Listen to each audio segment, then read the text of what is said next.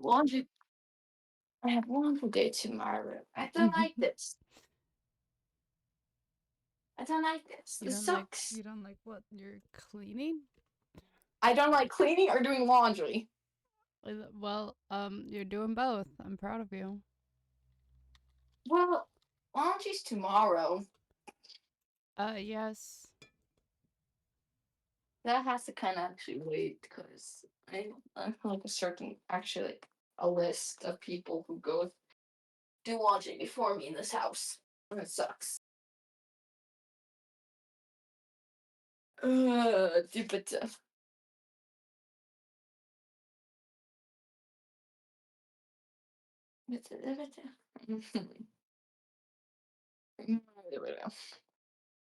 Meow.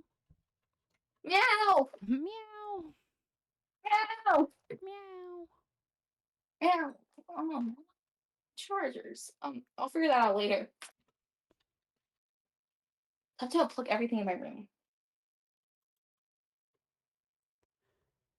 Oh no, I get the cord stuck in my jeans.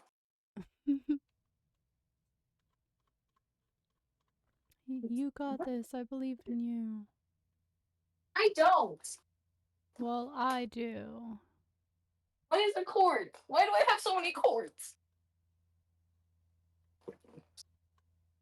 Ugh. The cords are all in my bed now. So is my laptop. Okay, I've done that much. Where is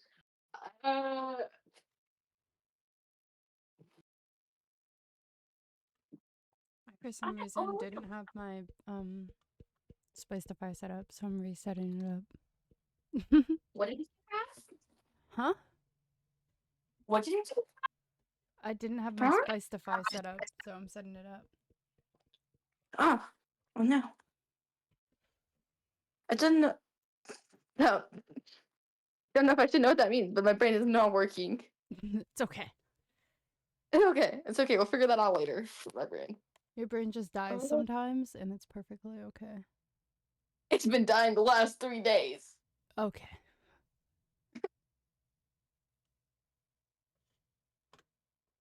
Organize that. But no. I can go back to the corner. I just accidentally opened Steam. Oh Ah, no. yes, I'm gonna play a game. I'm not gonna read. I'm not reading. My title's a lie. That's legal company. Huh? That's legal company. You have to Legal clean, company. so. I'm not. No! You have to clean. You're the one that DM'd me in full caps. I was very excited that I could get it, but then I took the realization of the other message my mother sent me. Um. So yeah, But there's an issue. Okay. but there is an issue. I have to clean my room. Clean your I should. room. I should like shrink. Can I like shrink my room size, please?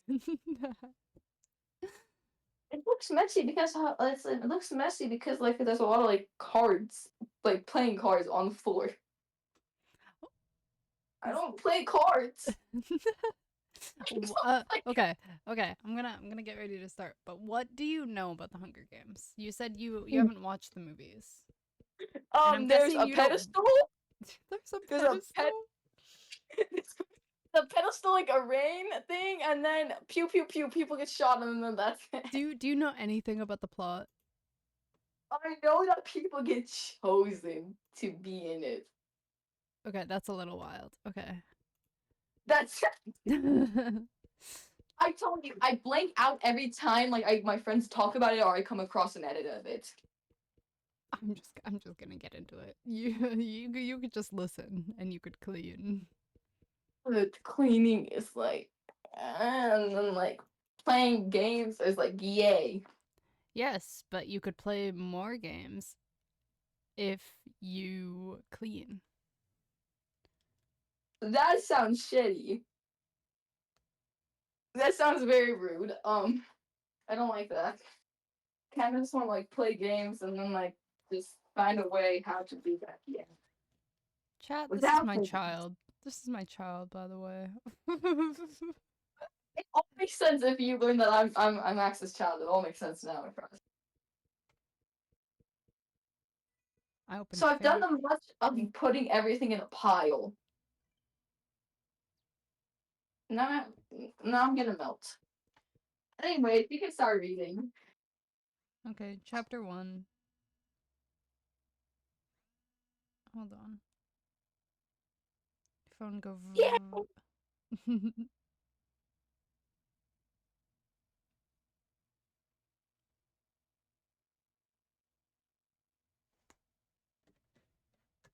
Okay.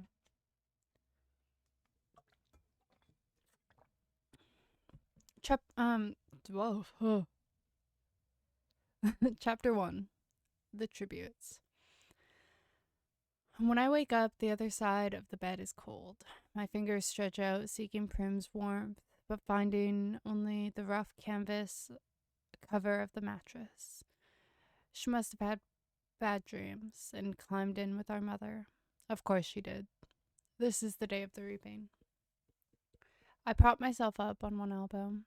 There is enough light in the bedroom to see them. My little sister Prim curled up on her side, cocooned in my mother's body.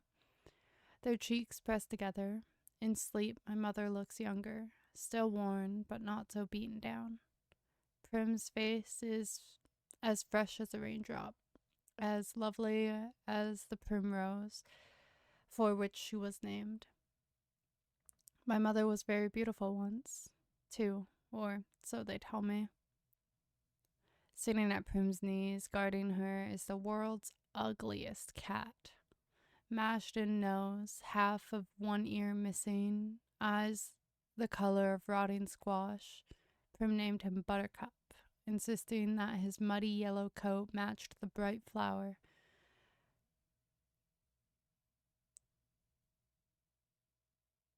What does that say? Eiley hates me. One second. My eyes don't work like that. I think it does say Eiley hates me. I don't know who Eiley is, so let's just go with that. I'm like, I'm looking at this and I'm like, I feel like it's not supposed to say that. Is there anybody with a similar name or something like that? I mean, we were just told the name. Look in the call chat. I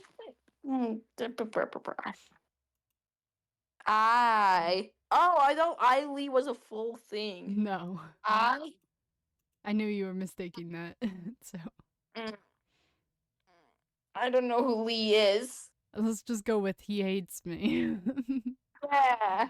I'm going back on mute so I don't yeah. Okay. Or at least distrusts me. Even though it was years ago, I think he still remembers how I tried to drown him in a bucket when Prim brought him home. Scrawny kitten, belly swollen with worms, crawling with fleas. The last thing I needed was another mouth to feed. But Prim begged so.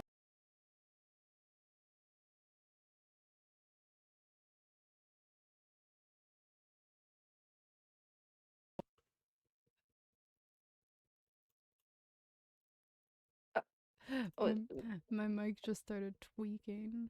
Yeah, I can't.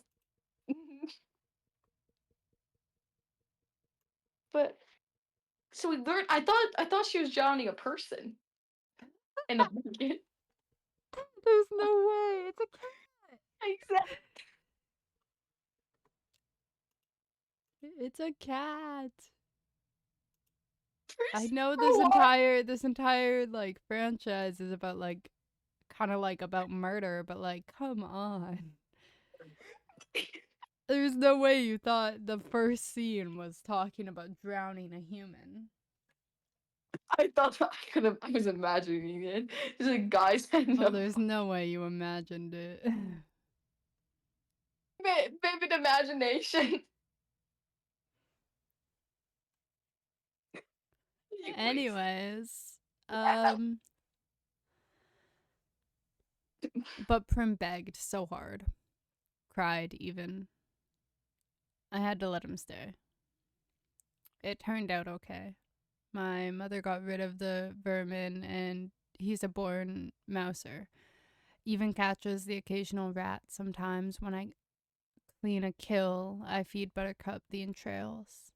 He has stopped hissing at me. Entrails, no hissing. This is the closest we will ever come to love. I swing my legs off of the bed and slide into my hunting boots, supple leather that has molded to my feet. I pull on trousers and a shirt, tuck my long dark braid up into a cap, and grab my forage bag. On the table, under a wooden bowl to protect it from hungry rats and cats alike, sits a perfect little goat cheese wrapped in basil leaves, Prim's gift to me on reaping day. I put the cheese carefully in my pocket as I slip outside. Our part of District 12, nicknamed the Seam, is usually crawling with coal miners heading out to the morning shift at this hour, men and women with hunched shoulders, swollen knuckles, many who have long since stopped trying to scrub the coal dust out of their broken nails. The lines of their sunken faces, but today the black cinder streets are empty. Shutters on the squat gray houses are closed. The reaping isn't until 2. May as well sleep in, if you can. Our house is almost at the edge of the seam. I have to pass a few gates to reach the scruffy field called the meadow, separating the meadow from the woods, in fact, enclosing all of District 12.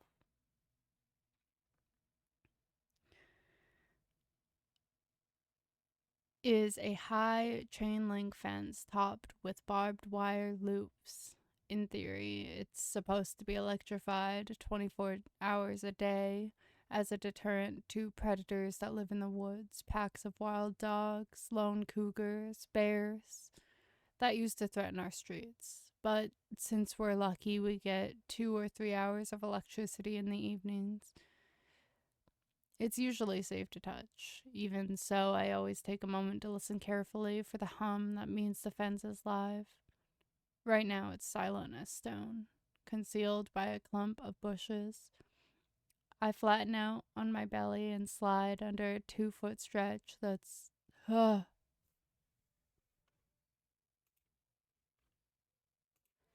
every time. Huh?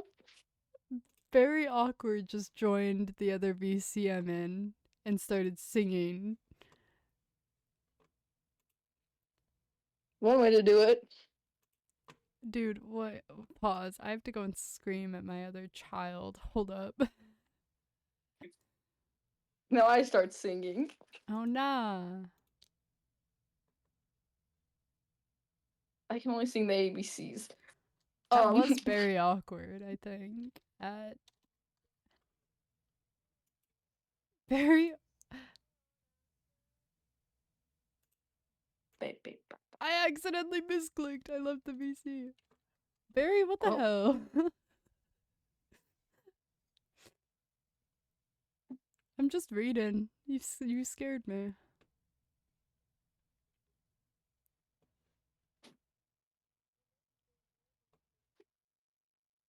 Mm-hmm. You spooked me.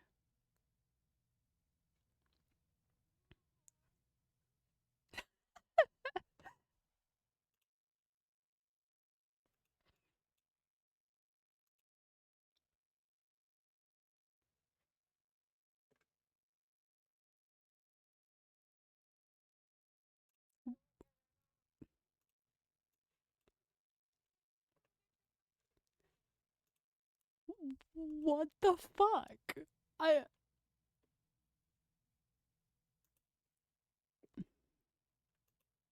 I'm so confused. I'm so confused with this child. Let me just swap my ABC? screen. Did you say ABC?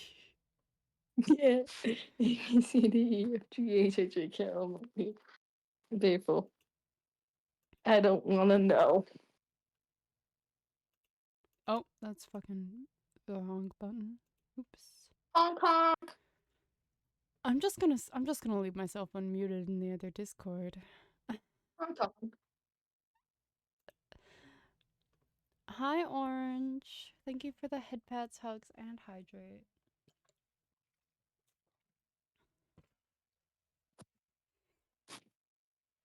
Okay. Jesus, where was I? A word. I'm very This is all helpful. very awkward spell. Oh my god. I can mute. I have to give up garbage bag.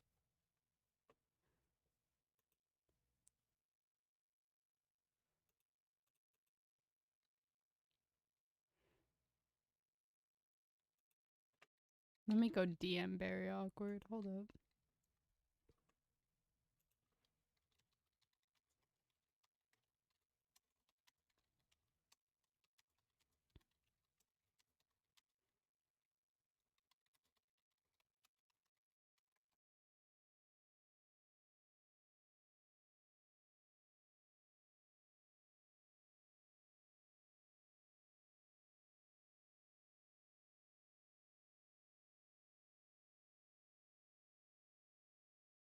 What's happening?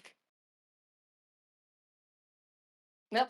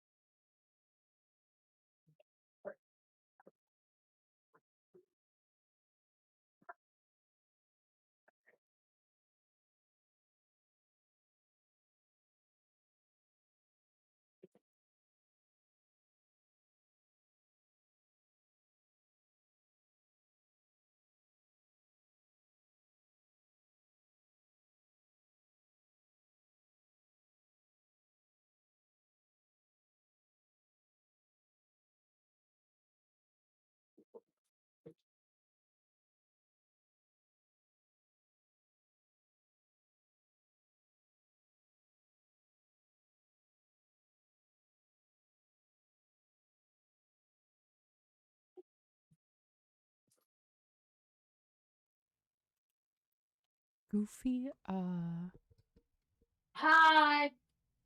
hi. Hi, y'all. I've gained a trash bag. Oh? Yeah. I have to quickly restart my Discord because it's tweaking. Okay. Give me 2 seconds. Okay. It didn't restart properly. Okay, I count this next time. But...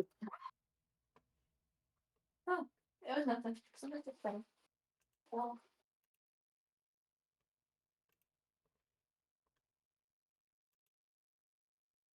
Now it restarted properly. There we go.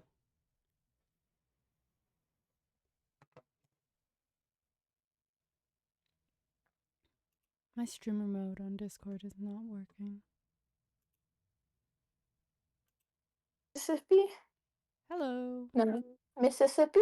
Oh, it's taking 9 Mississippi. I heard you say Mississippi twice, and that was it. Yeah, I don't even know where Mississippi is. Then why Do did I? you? Okay. It's by Tennessee. That's all I know. I don't think I even know where Tennessee is. Okay. Okay. Yeah. You should teach me geography. I'm just gonna continue reading, actually. Reading. There's a book. I don't even remember. I just remember cat drowning.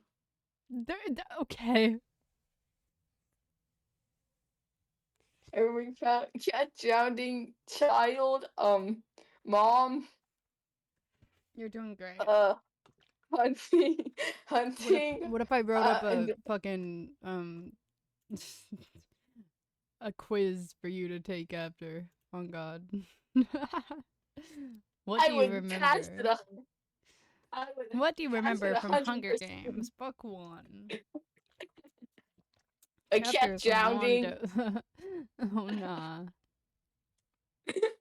Or I thought he was drowning. The cat had butter eyes. The cat was not hairy. It had ticks or fleas. I don't remember what they were called. And that's it. Wild.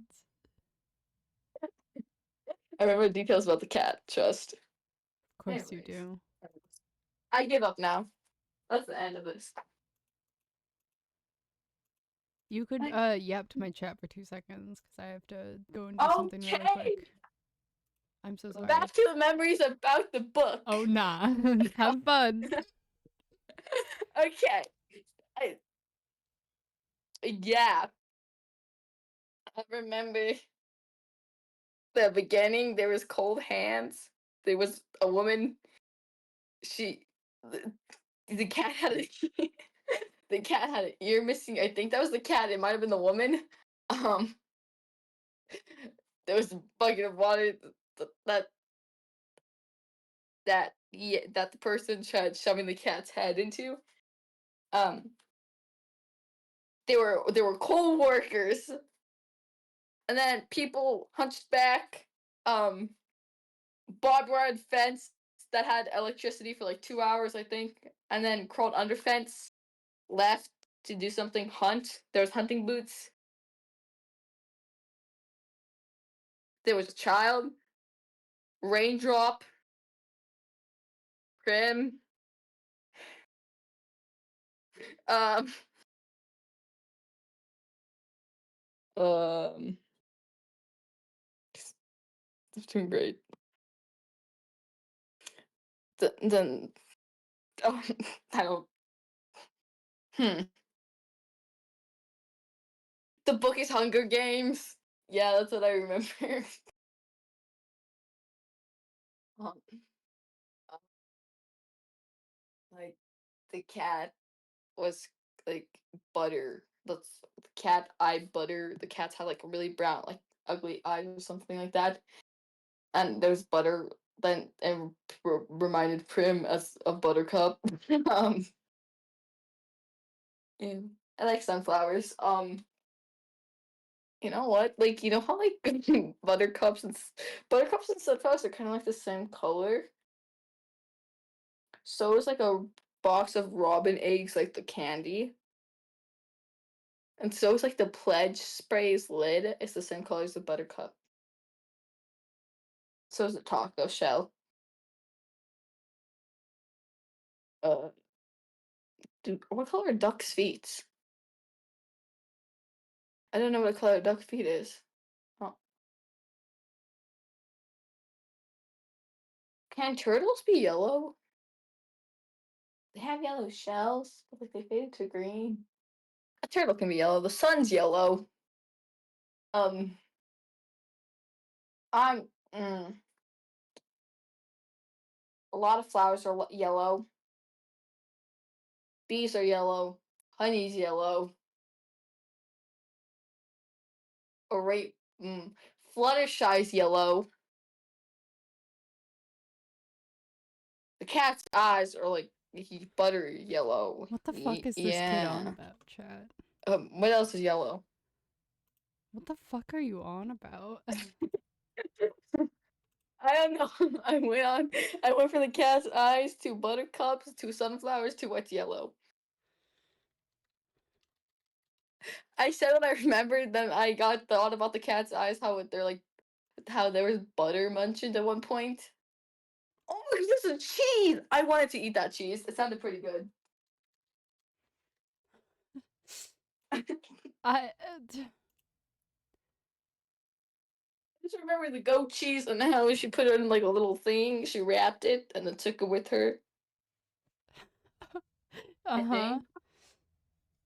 Yeah. I'm thinking. Guys, trust. I'm really good at this.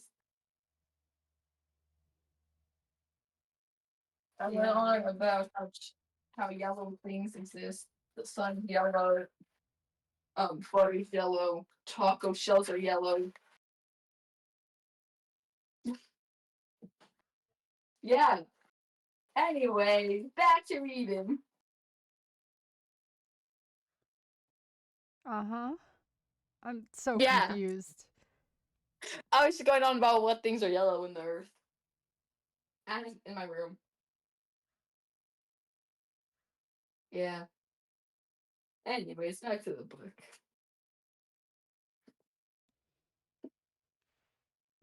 Going on mute. Okay. I'm gonna I'm so lost. I'm so lost. Oh, Pikachu's yellow. I just realized that Pikachu's yellow. Bye bye now.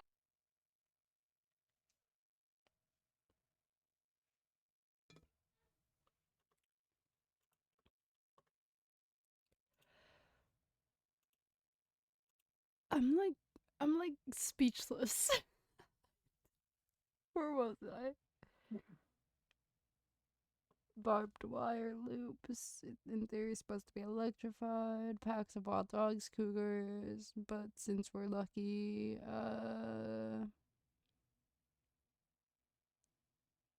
right now it's silent as a stone, concealed by a clump of bushes.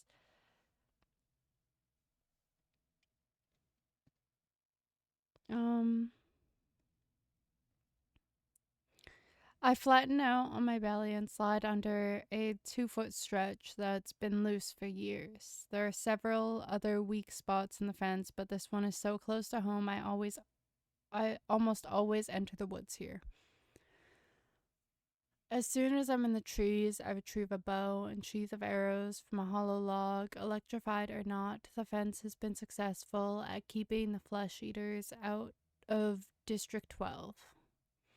Inside the woods, they roam freely, and there are added concerns like venomous snakes, rabid animals, and no real paths to follow. But there's also food, if you know how to find it. My father knew, and he taught me some before he was blown to bits in a mine explosion. There was nothing even to bury. I was 11 then. 5 years later, I still wake up screaming for him to run. Even though trespassing in the woods is illegal and poaching carries the severest of penalties, more people would risk it if they had weapons, but most are not bold enough to venture out with just a knife. My bow is a rarity, crafted by my father along with a few others that I kept well hidden in the woods, carefully wrapped in waterproof covers. My father could have made good money selling them, but if the officials found out, he would have been publicly executed for inciting a rebellion. Most of the peacekeepers turn a blind eye to the few of us who hunt because they're as hungry for fresh meat as anybody is. In fact, they're among our best customers. But the idea that someone might be arming the seam would never have been allowed. In the fall, a few brave souls sneak into the woods to harvest apples, but always in sight of the meadow, always close enough to run back to the safety of District 12 if trouble arises. District 12, where you can starve to death in safety, I mutter. Then I glance quickly over my shoulder. Even here, even in the middle of nowhere, you worry someone might overhear you. When I was younger, I was scared. I scared my mother to death with things I would blurt out about District 12. about the people who rule our country, Panem, from the far off city called the capital. Eventually, I understood this would only lead us to more trouble.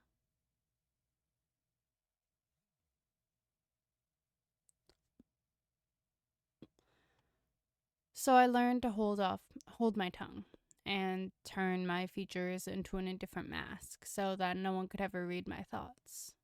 Do my work quietly in school, make only polite small talk in the public market, discuss little more than trades in the hob, which is the black market, where I make most of my money.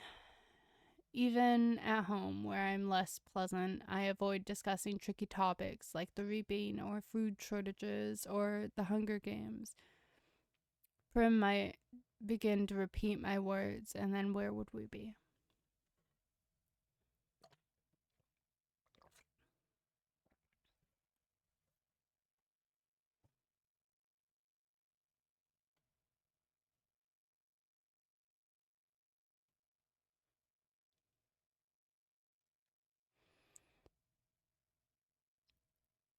In the woods waits the only person with whom I can be myself, Gale. I can feel the muscles in my face relaxing, my pace quickening as I climb the hills to our place, a rock ledge overlooking a valley. A thicket of berry bushes protects it from unwanted eyes. The sight of him waiting there brings on a smile. Gale says I never smile, except in the woods. Hey, Catnip, says Gale. My real name is Katniss, but when I first told him, I had barely whispered it, so he thought I'd said catnip. Then, when this crazy lynx started following me around the woods looking for handouts, it became his official nickname for me. I finally had to kill the lynx because he scared off game. I almost regretted it because he wasn't bad company, but I got a decent price for his pelt. Look what I shot. Gale holds up a loaf of bread with an arrow stuck in it, and I laugh. It's real bakery bread, not the flat, dense loaves we make from our grain rations. I take it in my hands, pull out the arrow, and hold the puncture in the crust to my nose, inhaling the fragrance that makes my mouth flood with saliva. Fine bread like this is for special occasions. Still warm, I say. He must have been at the bakery at the crack of dawn to trade for it. What did it cost you? Just a squirrel. Think the old man was feeling sentimental this morning, says Gale. Even wished me luck. Well, we all feel a little closer today, don't we? I say, not even bothering to roll my eyes. Hey, Axe, your BRB thing is still up. Oh, thank you. I forgot about that.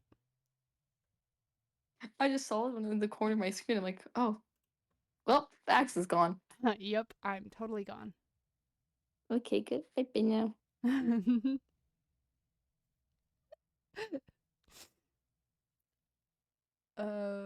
Okay.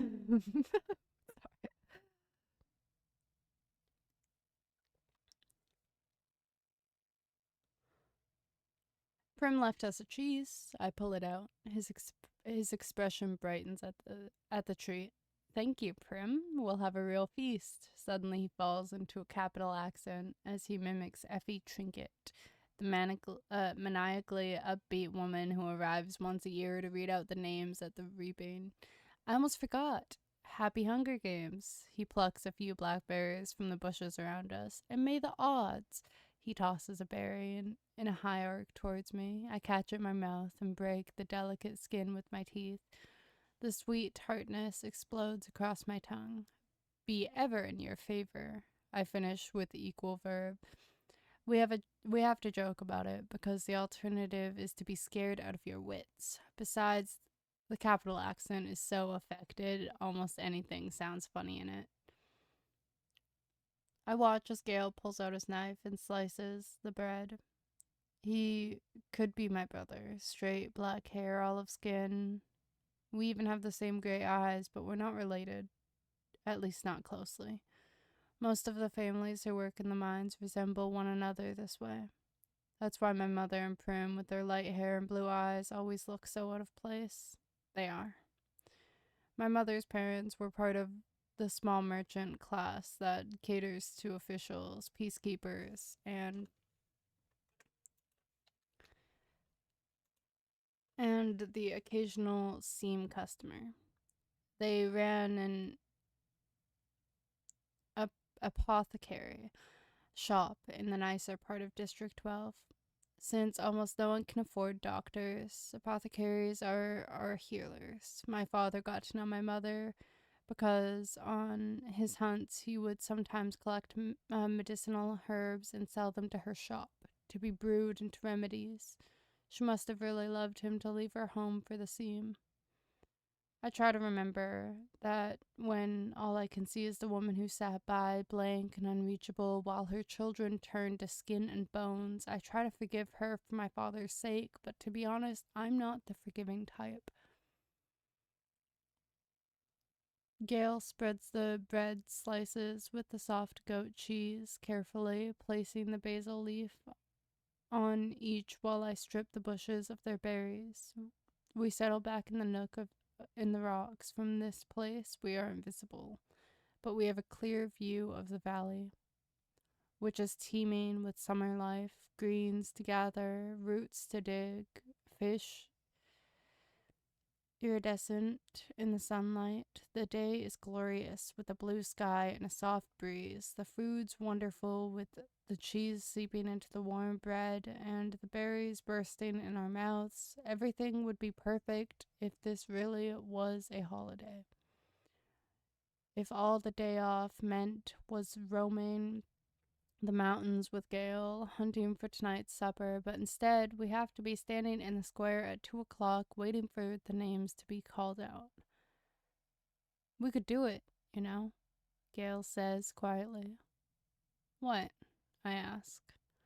Leave the district, run off, live in the woods, you and I, we can make it, says Gail. I don't know how to respond. The idea is so preposterous.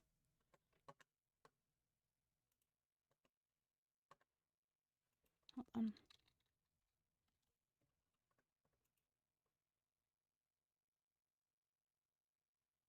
Huh? Preposterous. Preposterous. I just realized why I'm so quiet.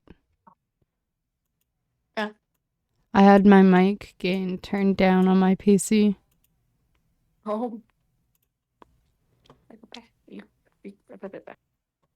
Is that better for my audio? I don't know difference. Okay. I don't have. It's don't have better it. on my stream, so Yeah. I'm more clear. I'm louder. All right.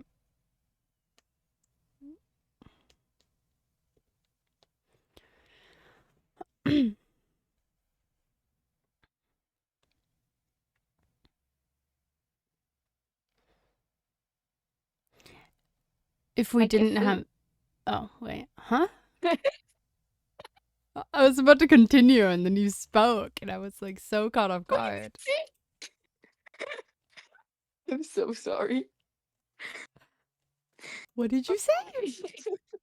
I got food. I got food now. Oh, I want food. Sure. I'm fucking hungry. Oh, okay. It's Nutella with breadsticks. Oh, that actually sounds really fucking good. What the hell? Okay, I give you something. Here you go. I share. I go back on mute. You can continue reading. Wait, before you do, I'm gonna turn my camera Yeah? on for 2 seconds to show you something. I want to show something. I've been playing with this fucking stress ball, and you gotta see it. I want it. Give me it. Give me it. Yeah. Can you please? Axolotls have become my entire personality. I swear on God. Oh my goodness. Wait 1 second. Oh, I was debating on showing this one out. My bed's like, my bed has a like cords on it now. It's like big axolotl. 1 second. Oh, which way the I'm camera's so facing? That's my jealous. face. 1 second. I've where seen your is- face. It's okay. No, I don't like my. Like that's it. Wow. I know I you've seen my want face. it. Awesome. I don't know where I got it. I want it. I'll send you one. Can I have the axolotl thingy now? The small thingy, the squish. Yeah, I want. It's like I could get matching ones for the family Discord. Yes, very much. I want. Write everyone's names on the little tag. Give me like yes. I got Nutella though. My life's great. Ages 8+, really? I don't know if that's like mentally or physically. That's the real question. I had a mirror in here. Where the hell did the mirror go? Hold it. Chat, this is what happens when I'm in VC with my children. We get I distracted lost the mirror. by everything and anything. Wait, what happened? Wait, I show you Nutella. Nutella. Oh, that's the right. That's not Nutella. That's a lamp. You need to make him Nutella. Nutella. What? Nutella. Nutella. I want some. Oh, I share. I share. I share. I'm just hungry, man. There's like Hunger Games are getting to you. no. That's wild, actually. That's wild. Also. I came to. I learned. You Catnip. learned what? Learned You what? just like I cut learned out. I learned the girl's name. Catnip. Katniss. Katniss. Catnip. It's Cat. Katniss. Like catnip. Okay. Yeah. Okay. Bye. You can continue reading. That's fucking wild. I don't know how to respond. The idea is so preposterous. If we didn't have so many kids, yeah, it's quickly. They're not our kids, of course, but they might as well be. Gail's 2 little brothers and a sister, Prim, and you may as well throw in our mothers too, because how would they live without us? Who would fill those mouths that are always asking for more? With both of us hunting daily, there are still nights when game has to be swapped for lard or shoelaces or wool. Still nights when we go to bed with our stomachs growling. I never want to have kids, I say. I might, if I didn't live here. But you do, I say, irritated. Forget it, he snaps back. The conversation feels all wrong. Leave? How could I leave Prim? Who is the only person in the world I'm certain I love? And Gale is devoted to his family. We can't leave, so why bother talking about it? And even if we did, where did this stuff about having kids come from? There's never been anything romantic between Gale and me. When we met, I was a skinny 12-year-old, and although he was only 2 years older, he already looked like a man. It took a long time for us to even become friends, to stop haggling over every trade and begin helping each other out. Besides, if he wants kids, Gale won't have any trouble finding a wife. He's good looking, he's strong enough to handle the work in the mines, he can hunt. You can tell by the way the girls whisper about him when he walks by in school that they want him.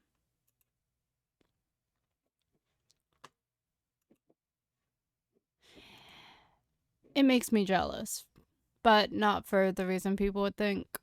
Good hunting partners are hard to find. What do you want to do? I ask. We can hunt, fish, or gather. Let's fish at the lake. We can leave our poles and gather in the woods. Get something nice for tonight, he says. Tonight, after the reaping, everyone is supposed to celebrate. And a lot of people do, out of relief that their children have been spared for another year. But at least 2 families will put their shutters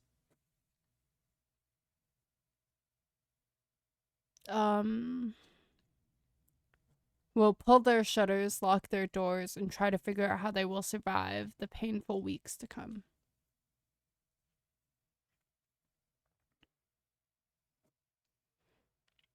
We make out well. The predators ignore us on a day when easier, tastier prey abounds. By late morning, we have a dozen fish, a bag of greens, and best of all, a gallon of strawberries. I found the patch a few years ago, but Gail had the idea to string mesh nets around it to keep out the animals. On the way home, we swing by the Hob, the black market that operates in an abandoned warehouse that once held coal. When they came up with a more efficient system that transported the coal directly from the mines to the trains, the Hob gradually took over the space. Most businesses are closed by this time on reaping day, but the black market's still fairly busy. We easily trade 6 of the fish for good bread, the other 2 for salt. Greasy say, the bony old woman who sells bowls of hot soup from a large kettle takes half the greens off our hands in exchange for a couple of chunks of paraffin. We might do a tad better elsewhere, but we make an effort to keep on good terms with Greasy Say. She's the only one who can consistently be counted on to buy wild dog. We don't hunt them on purpose. But if you're attacked and you take out a dog or 2, well, meat is meat. Once it's in the soup, I'll call it beef, Greasy Say says with a wink. No one in the seam would turn up their nose at a good leg of wild dog. But the peacekeepers who come to the Hob can afford to be a little choosier. When we finish our business at the market, we go to the back door of the mayor's house to sell half the strawberries, knowing he has a particular fondness for them and can afford our price. The mayor's daughter, Madge, opens the door. She's in my year at school. Being the mayor's daughter, you'd expect her to be a snob, but she's alright. She just keeps to herself, like me. Since neither of us really have a group of friends, we seem to end up together a lot at school. Eating lunch, sitting next to each other at assemblies, partnering for sports activities. We rarely talk, which suits us both just fine. Today, her drab school outfit has been replaced by an expensive white dress, and her blonde hair is done up with a pink ribbon. Reaping clothes. Pretty dress, says Gail. Matt shoots him a look, trying to see if it's a genuine compliment or if he's just being ironic. It is a pretty dress, but she would never be wearing it ordinarily. She presses her lips together and then smiles. Well, if I end up going to the Capitol, I want to look nice, don't I? Now it's Gail's turn to be confused. Does she mean it, or is she messing with him?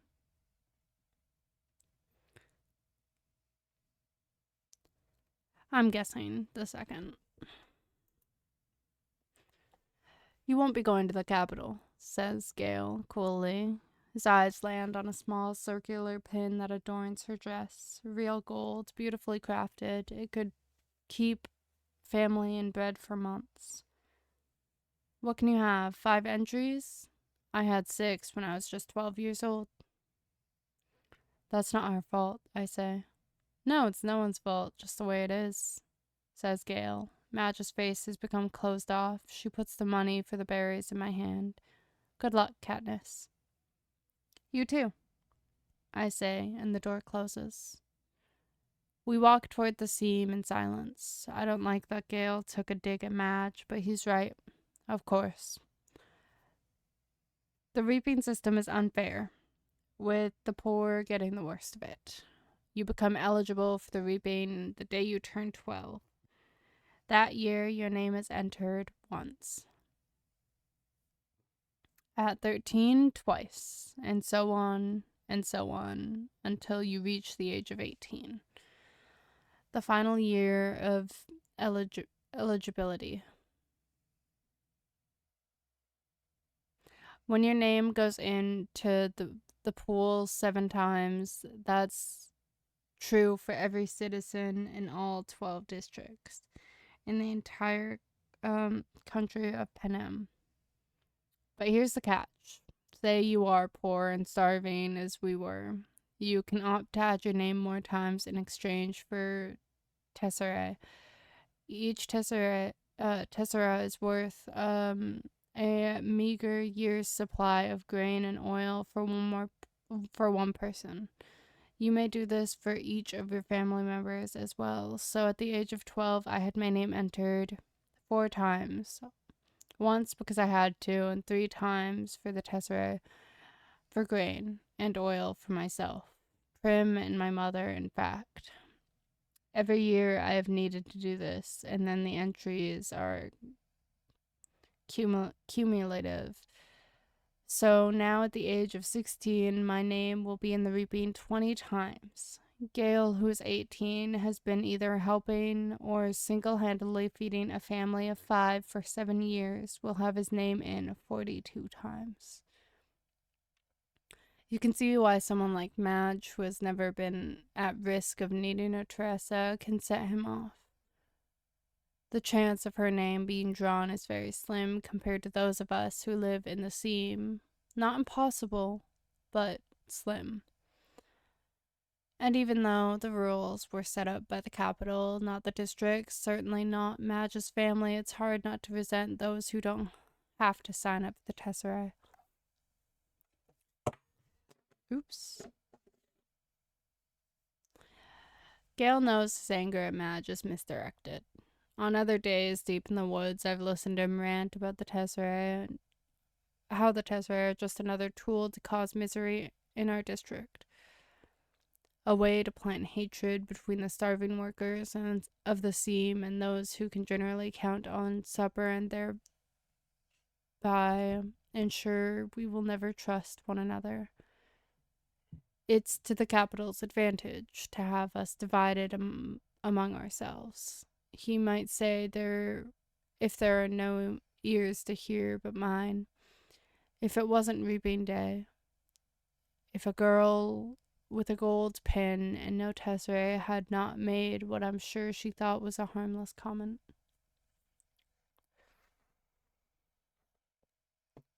As we walk, I glance over at Gale's face, still smoldering underneath his stony expression.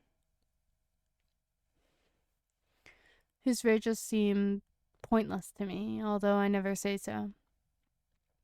It's not that I don't agree with him, I do, but what good is yelling about the capital in the middle of the woods? It doesn't change anything.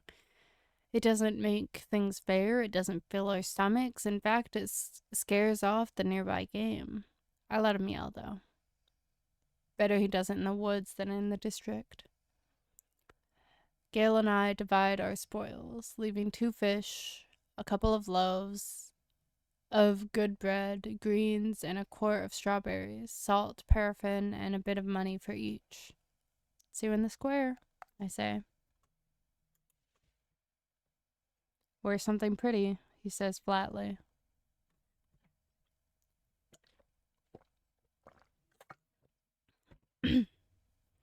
At home, I find my mother and sister are ready to go. My mother wears a fine dress from her apothecary days. Prim is in my first reaping outfit, a skirt and a ruffled blouse. It's a bit big on her, but my mother has made it stay with pins. Even so, she's having trouble keeping the blouse tucked in the back. A tub of warm water waits for me. I scrub off the dirt and sweat from the woods and even wash my hair to surprise my mother. To my surprise, my mother has laid out one of her lovely dresses for me. A soft blue thing with matching shoes. Are you sure? I ask. I'm trying to get past rejection rejecting offers of help from her. For a while, I was so angry I wouldn't allow her to do anything for me. And this is something special. Her clothes from her past are very precious to her. Of course. Let's put your hair up too, she says. I let her towel dry it and braid it up on my head. I can hardly recognize myself in the cracked mirror that leans against the wall. You look beautiful, says Prim in a hushed voice, and nothing like myself, I say. I hug her because I know these next few hours will be terrible for her. Her first reaping. She's about to be as safe as you can get, since she's only entered once. I wouldn't let her take out any tesserae, but she's worried about me. That the unthinkable might happen. I protect Prim in every way I can. But I'm powerless against the reaping. The anguish I always feel when she's in pain wells up in my chest and threatens to register on my face. I notice her blouse is pulled out of her skirt in the back again and force myself to stay calm. Tuck your tail in, little duck, I say, smoothing the blouse back in place. Prim giggles and gives me a small quack. Quack yourself, I say with a light laugh, the kind only Prim can draw out of me. Come on, let's eat, I say and plant a quick kiss on top of her head. The fish and greens are already cooking in a stew, but that will be for supper. We decide to save the strawberries and bakery bread for this evening's meal and make it special, we say. Instead, we drink milk from Prim's goat, Lady, and eat the rough bread made from the tesserae grain.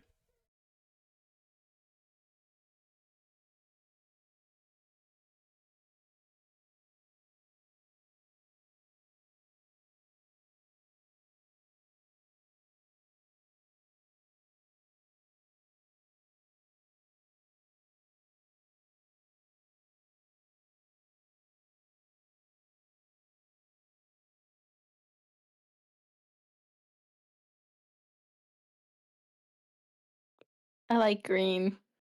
My bad, my sibling walked in. I was just like, I was waiting for a second to make sure you weren't starting reading, and I really wanted to say like I like green. No, my sibling walked in to talk to me. Oh, hi, Sibling. They just closed the door when I started talking again. Oh, I say hi to Sibling. I'll let them know. Yay! Anyways, back to reading and back to cleaning. And eat the rough bread made from the tesserae grain, although no one has much of an appetite anyway. At 1 o'clock, we head for the square. Attendance is mandatory unless you are on death's door. This evening, officials will come around and check to see if this is the case. If not, you'll be in prison. It's too bad, really, that they hold the reaping in the square, one of the few places in District 12 that can be pleasant. The square is surrounded by shops, and on public market days, especially if there's good weather, it has a holiday feel to it. But today, despite the bright banners hanging on the buildings, there's an air of grimness. The camera crews perched like buzzards on rooftops only add to the effect.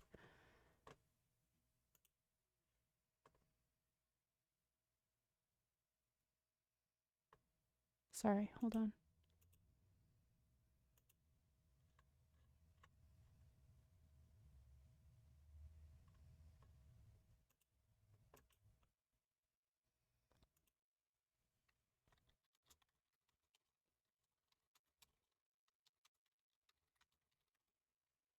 Okay, now I ramble on about what things are green.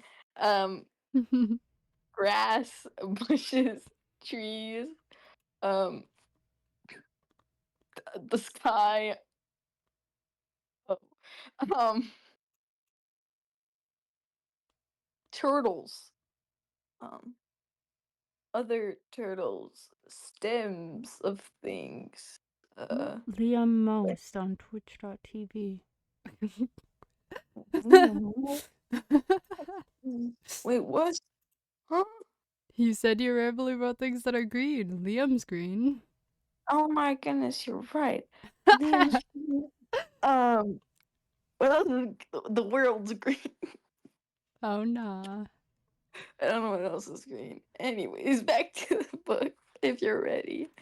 Yeah, I'm just checking my messages. Okay. Do I continually rambling about what's green or read? Minecraft creepers are green. Chicken Jockey is Chicken partly jockey. green. Chicken Jockey. Did you watch the movie yet? No. Oh, I'm so excited for a second. Apparently, at one of the movie theaters, there was a standing ovation for Chicken Jockey, and then half the movie theater left. It's just a little wild. Anyways, I go back to being mute. Okay.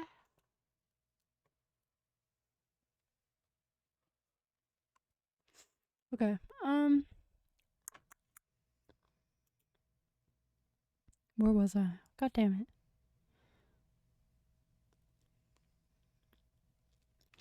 People file in silently and sign in. The reaping is a good opportunity for the capital to keep tabs on the population as well. 12 through 18-year-olds are herded into roped areas marked off by ages. The oldest in the front, the youngest ones like Prim towards the back. Family members line up around the perimeter, holding tightly to one another's hands. But there are others too, who have no one they love at stake, or who no longer care, who slip among the crowd, taking bets on the two kids whose names will be drawn. Odds are given on their ages, whether they're seam or merchant, if they will break down and weep. Most refuse dealings with the racketeers, but carefully. Uh, these same people tend to be informers. And who hasn't broken the law? I could be shot on a daily basis for hunting, but the appetites of those in charge protect me. Not everyone can claim the same. Anyway, Gail and I agree that if we have to choose between dying of hunger and a bullet to the head, the bullet would be much quicker. The space gets tighter, more claustrophobic as people arrive. The square is quite large, but not enough to hold District 12's population of about 8,000. Latecomers are directed to the adjacent streets where they can watch the event on screens as it's televised live by the state. I find myself standing in a clump of 16s from the seam. We all exchange terse nods and then focus our attention on the temporary stage that is set up before the Justice Building. It holds 3 chairs, a podium, and 2 large glass balls, one for the boys and one for the girls. I stare at the paper slips in the girls' ball. 20 of them have Katniss Everdeen written on them in careful handwriting. 2 of the 3 chairs fill with Madge's father, Mayor Undersea, who's a tall, balding man, and Effie Trinket, District 12's escort, fresh from the capital with her scary white grin, pinkish hair, and spring green suit. They murmur to each other and then look with concern at the empty seat. Just as the town clock strikes 2, the mayor steps up to the podium and begins to read. It's the same story every year. He tells the history of Panem, the country that rose up out of the ashes of a place that was once called North America. He lists the disasters, the droughts, the storms, the fires, the encroaching seas that swallowed up so much of the land. The brutal war for what little sustenance remained, the result was Panem, a shining capital ringed by 13 districts, which brought peace and prosperity to its citizen. Then came the dark days, the uprising of the districts against the capital. 12 were defeated and 13th obliterated. The Treaty of Treason gave us the new laws to guarantee peace. As our yearly reminder that the dark days must never be repeated, it gave us the Hunger Games. The rules of the Hunger Games are simple. In punishment for the uprising, each of the 12 districts must provide one girl and one boy, called tributes, to participate. The 24 tributes will be imprisoned in a vast outdoor arena that could hold anything from a burning desert to a frozen wasteland. Over a period of several weeks, the competitors must fight to the death. The last tribute standing wins. Taking the kids from our districts, forcing them all to kill one another while we watch.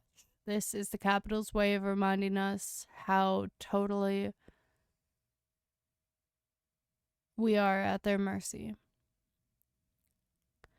How little chance we would stand of surviving another rebellion. Whatever words they use, the real message is clear. Look how we take your children and sacrifice them, and there's nothing you can do. If you lift a finger, we will destroy every last one of you, just as we did in District 13. To make it humiliating as well as torturous, the capital requires to treat the Hunger Games as a festivity, a sporting event pitting every district against the others. The last tribute alive receives a life of ease back home, and their district will be showered with prizes largely consisting of food. All year, the capital will show the winning district gifts of grain and oil, and even delicates like sugar, while the rest of us battle starvation. It is both a time for repentance and a time for thanks, intones the mayor.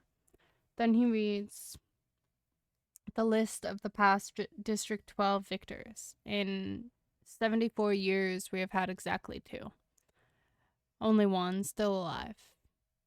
Hamish Abernathy, a paunchy, middle-aged man who at this moment appears to be hollering something unintelligible, staggers onto the stage and falls into the third chair. He's drunk. Very. The crowd responds with its token applause, but he's confused and tries to give Effie Trinket a big hug, which she barely manages to fend off.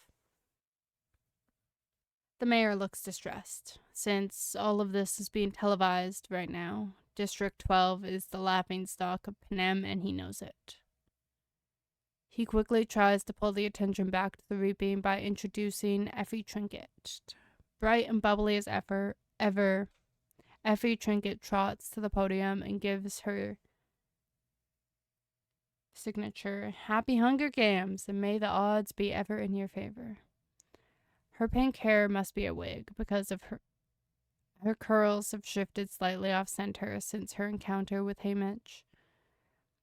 She goes on a bit about what an honor it is to be here, although everyone knows she's just aching to get bumped up to the better district, where they have proper victors, not drunks who molest you in front of the entire nation. Through the crowd, I spot Gale looking back at me with the ghost of a smile. As reapings go, this one at least has a slight entertainment factor.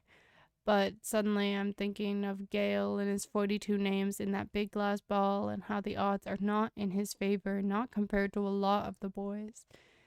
And maybe he's thinking the same about me, because his face darkens and he turns away. But there are still thousands of slips I wish I could whisper to him. It's time for the drawing. Effie Trinket says, as she always does, ladies first, and crosses to the glass ball with the girls' names. She reaches in, digs her hand deep into the ball, and pulls out a slip of paper. The crowd draws in a collective breath, and then you can hear a pin drop, and I'm feeling nauseous and so desperately hoping that it's not me, that it's not me, that it's not me. Effie Trinket crosses back to the podium, smooths the slip of paper, and reads out the name in a clear voice, and it's not me. It's Primrose Evergreen. Everdeen. Whoa.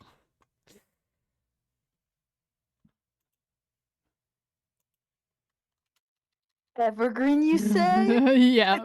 Yes, I couldn't- did. couldn't I even- did say it wouldn't let me- Evergreen. It wouldn't let me mute. I would have been so I'm stressed. I'm hiding actually. That didn't just happen.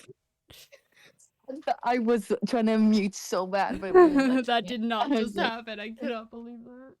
It took me a second, then I took the one realization. Dude, I just Oh. I said it and I was like, whoa, back up. Whoa, whoa, Pause. whoa. It's been a Cannot few believe months. this.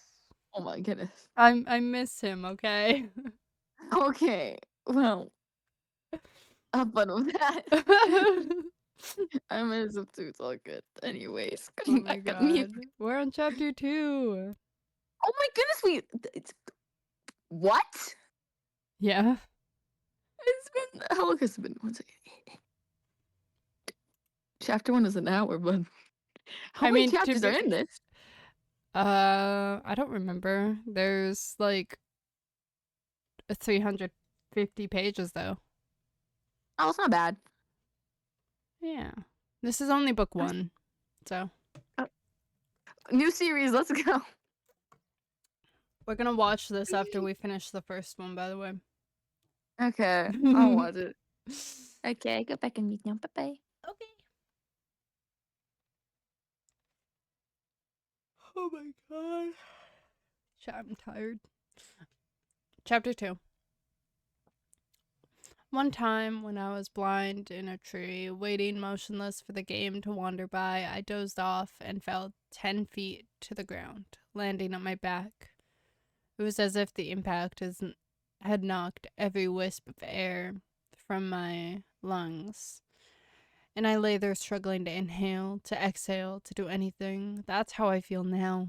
Trying to remember how to breathe, unable to speak, totally stunned as the name bounces around the inside of my skull. Someone is gripping my arm, a boy from the seam, I think. Maybe I started to fall. And he caught me. There must have been some mistake. This can't be happening. Prim was one slip of paper in thousands. Her chances of being chosen so remote that I'd not even bothered to worry about her. Hadn't I done everything? Taken the Tesseract, refused to let her do the same? One slip in thousands. The odds had been entirely in her favor, but it hadn't mattered. Somewhere far away, I can hear the crowd murmuring unhappily, as they always do when a 12-year-old gets chosen, because no one thinks this is fair. And then I see her, the blood drained from her face, hands clenched in fists at her sides, walking with stiff, small steps towards the stage, passing me. And I see the back of her blouse has become untucked and hangs out over her skirt. This is the detail, the untucked blouse forming a ducktail. That brings me back to myself. Prim. The strangled cry comes out of my mouth, and my muscles begin to move again. Prim. I don't need to shove through the crowd. The other kids make way immediately, allowing me a straight path to the stage. I reach her just as she's about to mount the steps. With one sweep of my arm, I push her behind me. I volunteer, I gasp. I volunteer as tribute. There is some confusion on the stage. District 12 hasn't had a volunteer in decades. And the protocol has become rusty. The rule that is that once a tribute's name has been pulled from the ball, another eligible boy, if a boy's name has been read, or girl, if a girl's name has been read, can step forward and take his or her place in some districts in which winnings the reaping is such a great honor. People are eager to risk their lives. The volunteering is complicated, but in District 12, where the word tribute is pretty much a synonymous word with the word corpse, volunteers are all but extinct. Lovely, says Effie Trinket, but I believe there's a small matter in introducing the reaping winner and then asking for volunteers. And if one does come forth, then we, She trails off, unsure herself. What does it matter? Says the mayor. He's looking at me with a pained expression on his face. He doesn't know me, really. But there's a faint recognition there. I am the girl who brings the strawberries. The girl his daughter might have spoken of on occasion. The girl who 5 years ago stood huddled with her mother and sister as he presented her, the oldest child, with a medal of valor. A medal for her father. Vaporized in the mines. Does he remember that?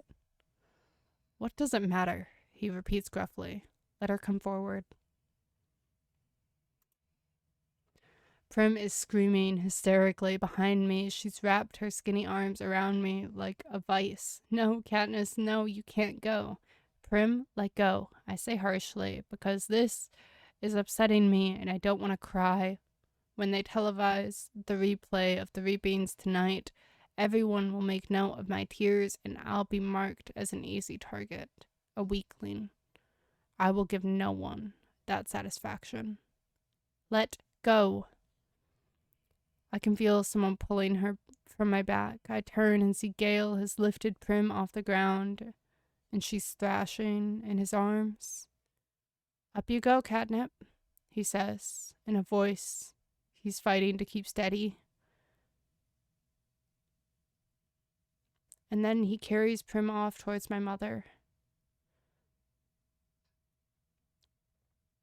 I steel myself and climb the steps. Well, bravo, gushes Effie Trinket. That's the spirit of the games. She's pleased to finally have a district with a little action going on. What's your name? I swallow hard. Katniss Everdeen, I say. I bet my buttons that was your sister. Don't want her to steal all the glory, do we?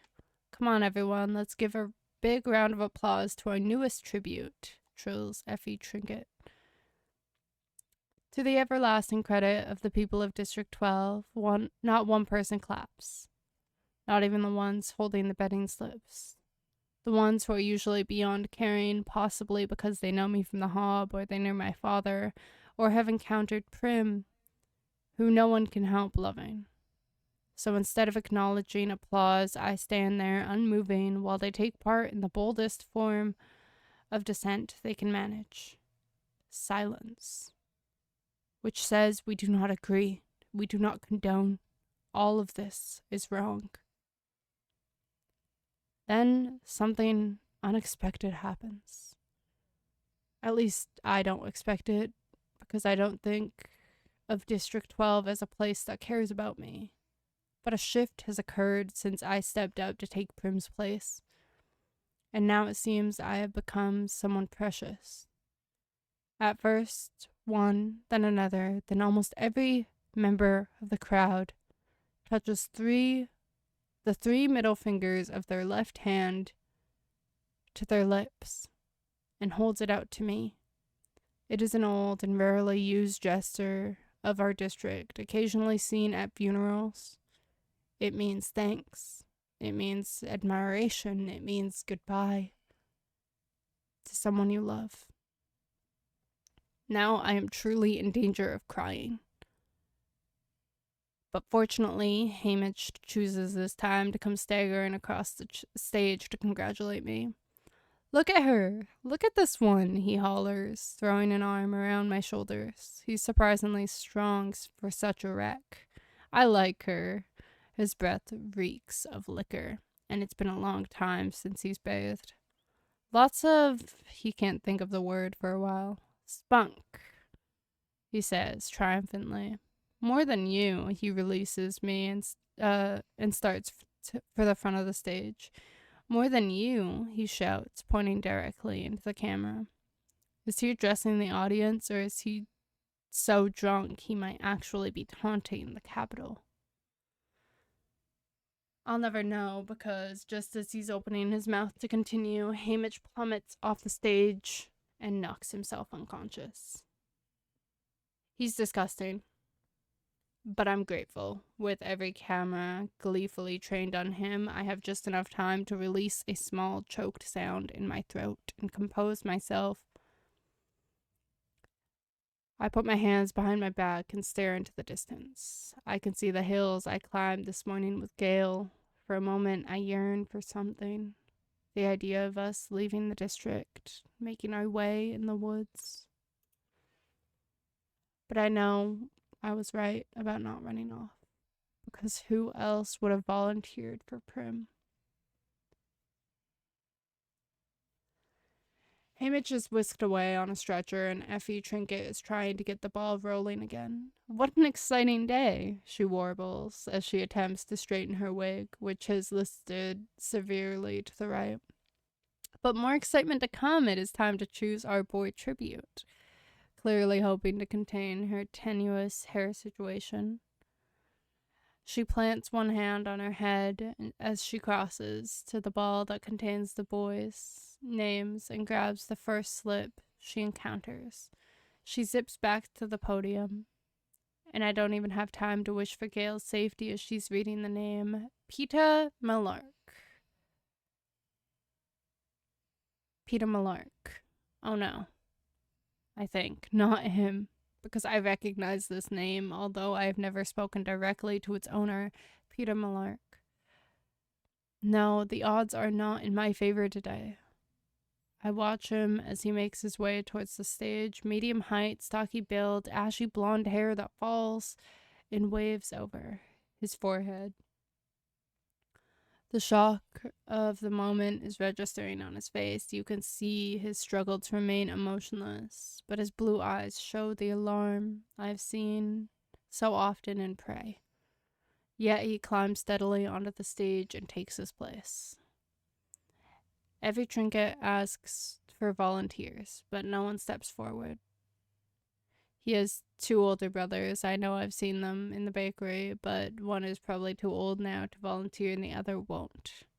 This is standard family devotion. Only goes so far for most people on reaping day. What I did was a radical thing. The mayor begins to read the long, dull treaty of treason, as he does every year at this point. It's required, but I'm not listening to a word. Why him? I think. Then I try to convince myself it doesn't matter. Peter Malark and I are not friends, not even neighbors. We don't speak. Our only real interaction happened years ago. He's probably forgotten it. But I haven't, and I know I never will. It was during the worst time. My father had been killed in the mine accident 3 months earlier. In the bitterest January anyone could remember. The numbness of his loss had passed, and the pain would hit me out of nowhere, doubling me over, racking my body with sobs. Where are you? I would cry out in my mind. Where have you gone? Of course, there was never any answer. The district had given us a small amount of money as compensation for his death. Enough to cover 1 month of grieving, at which time my mother would be expected to get a job. Only she didn't. She didn't do anything but sit propped up in a chair, or more often huddled under the blanket on her bed, eyes fixed on some point in the distance. Once in a while she'd stir, get up, as if moved by some urgent purpose, only to then collapse back into the stillness. No amount of pleading from Prim seemed to affect her. I was terrified. I suppose now that my mother was locked in some dark world of sadness, but at the time, all I knew was that I had lost not only a father, but a mother as well, at 11 years old, with Prim just 7. I took over as head of the family. There was no choice. I bought our food at the market and cooked it as best as I could and tried to keep Prim and myself looking presentable, because if it had become known that my mother could no longer care for us, the district would have taken us away from her and placed us in the community home. I'd grown up seeing those kids at school, the sadness, the marks of angry hands on their faces, the hopelessness that curled their shoulders forward. I could never let that happen to Prim. Sweet, tiny Prim, who cried when I cried before she even knew the reason, who brushed and plaited my mother's hair before we left for school, who still polished my father's shaving mirror each night because he'd hated the layer of coal dust that settled on everything in the seam. The community home would crush her like a bug. So I kept our predicament a secret. But the money ran out, and we were slowly starving to death. There was no other way to put it. I kept telling myself if I could only hold out until May, just May 8th, I would turn 12 and be able to sign up for the Tesserae and get that precious grain and oil to feed us. Only there were still several weeks to go. We could be dead. We could well be dead by then. Starvation is not an uncommon fate in District 12. Who hasn't seen the victims? Older people who can't work, children from a family with too many to feed, those injured in the mines, straggling through the streets, and one day you come upon them sitting motionless against a wall or lying in the meadow. You hear the wails from a house, and the peacekeepers are called in to retrieve the body. Starvation is never the cause of death officially. It's always the flu or exposure or pneumonia, but that fools no one. On the afternoon of my encounter with Peter Malark, the rain was falling in relentless icy sheets. I had been in town trying to trade some threadbare old baby clothes of Prim's in the public market, but there were no takers. Although I had been to the Hob on several occasions with my father, I was too frightened to venture into that rough, gritty place alone. The rain had soaked through my father's hunting jacket, leaving me chilled to the bone. For 3 days, we'd had nothing but boiled water with some old dried mint leaves I'd found in the back of a cupboard. By the time the market closed, I was shaking so hard I dropped my bundle of baby clothes in a mud puddle. I didn't pick it up for fear I would keel over and be unable to regain my feet. Besides, no one wanted those clothes. I couldn't go home because at home was my mother with her dead eyes and my little sister with her hollow cheeks and cracked lips. I couldn't walk into that room with the smoky fire from the damp branches I had scavenged at the edge of the woods after the coal had run out. My band's empty of any hope. I found myself stumbling along a muddy lane behind the shops that served the wealthiest townspeople. The merchants live above their businesses, so I was essentially in their backyards. I remember the outlines of the garden beds not yet planted for spring. A goat or two in a pen, one sodden dog tied to a post, hunched defeated in the muck. All forms of stealing are forbidden in District 12, punishable by death, but it crossed my mind that there might be something in the trash bins. And those were fair game.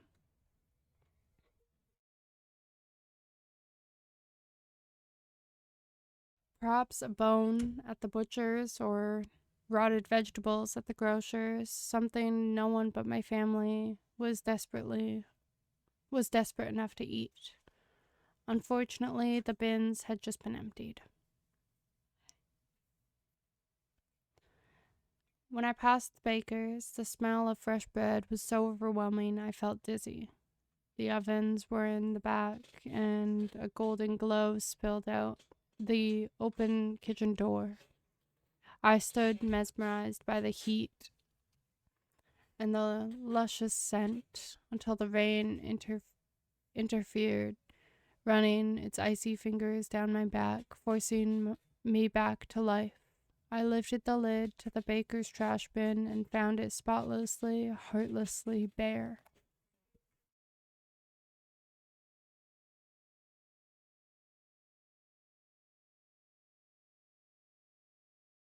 Suddenly a voice was screaming at me, and I looked up to see the baker's wife, telling me to move on. And did I want to and did I want her to call the peacekeepers?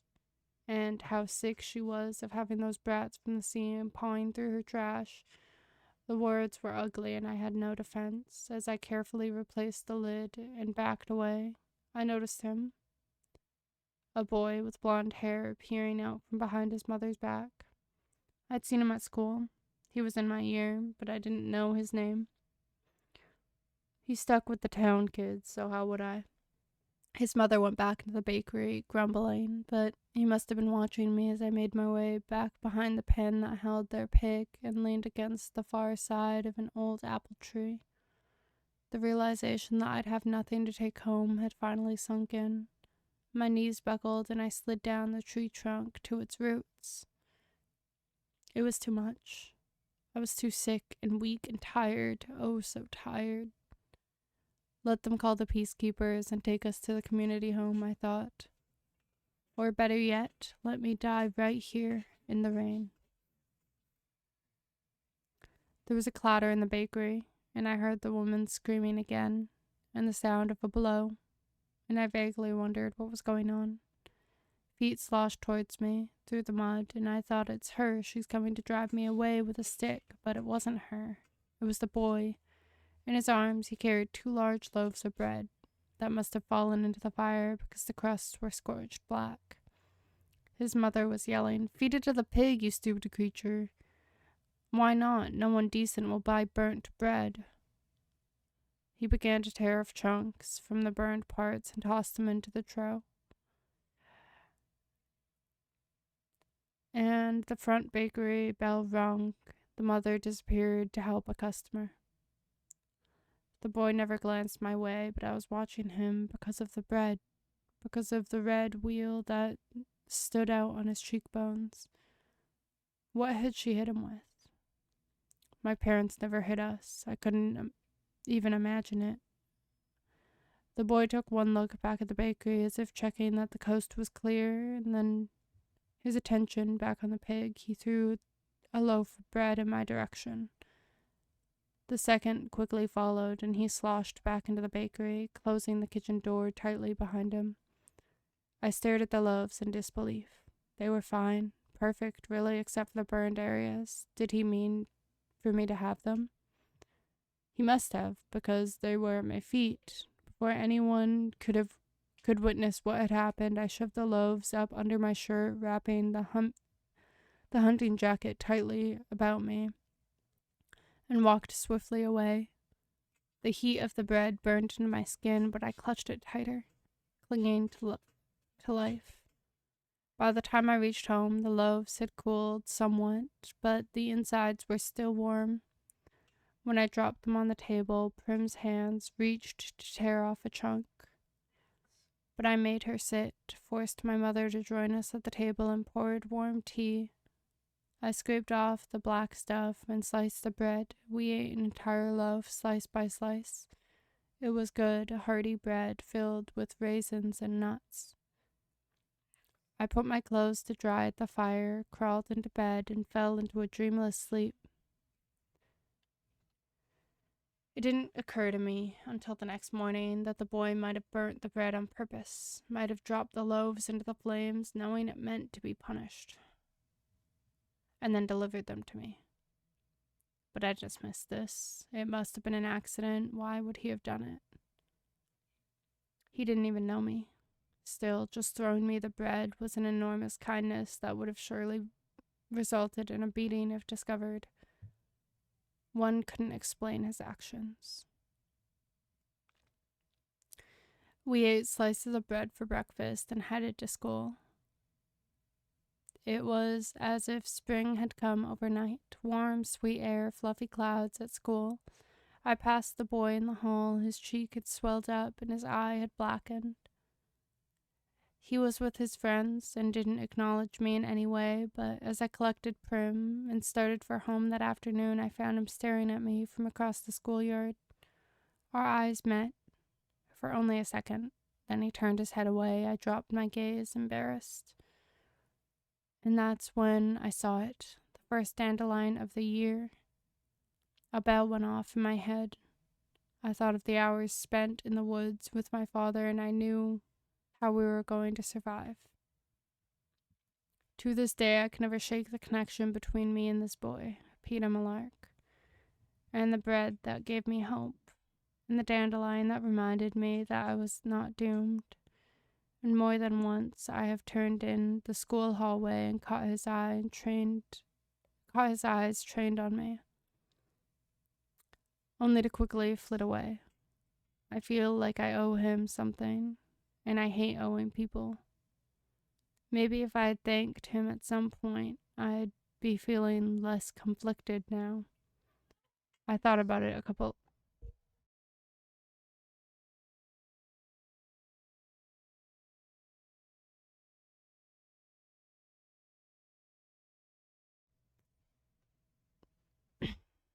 Sorry.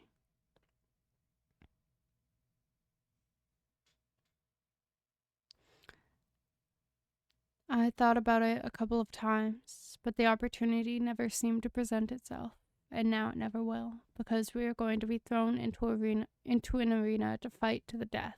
Exactly how am I supposed to work in a thank you in there?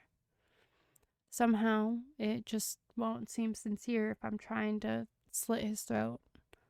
The mayor finishes the dreary treaty of treason and motions for PETA and me to shake hands.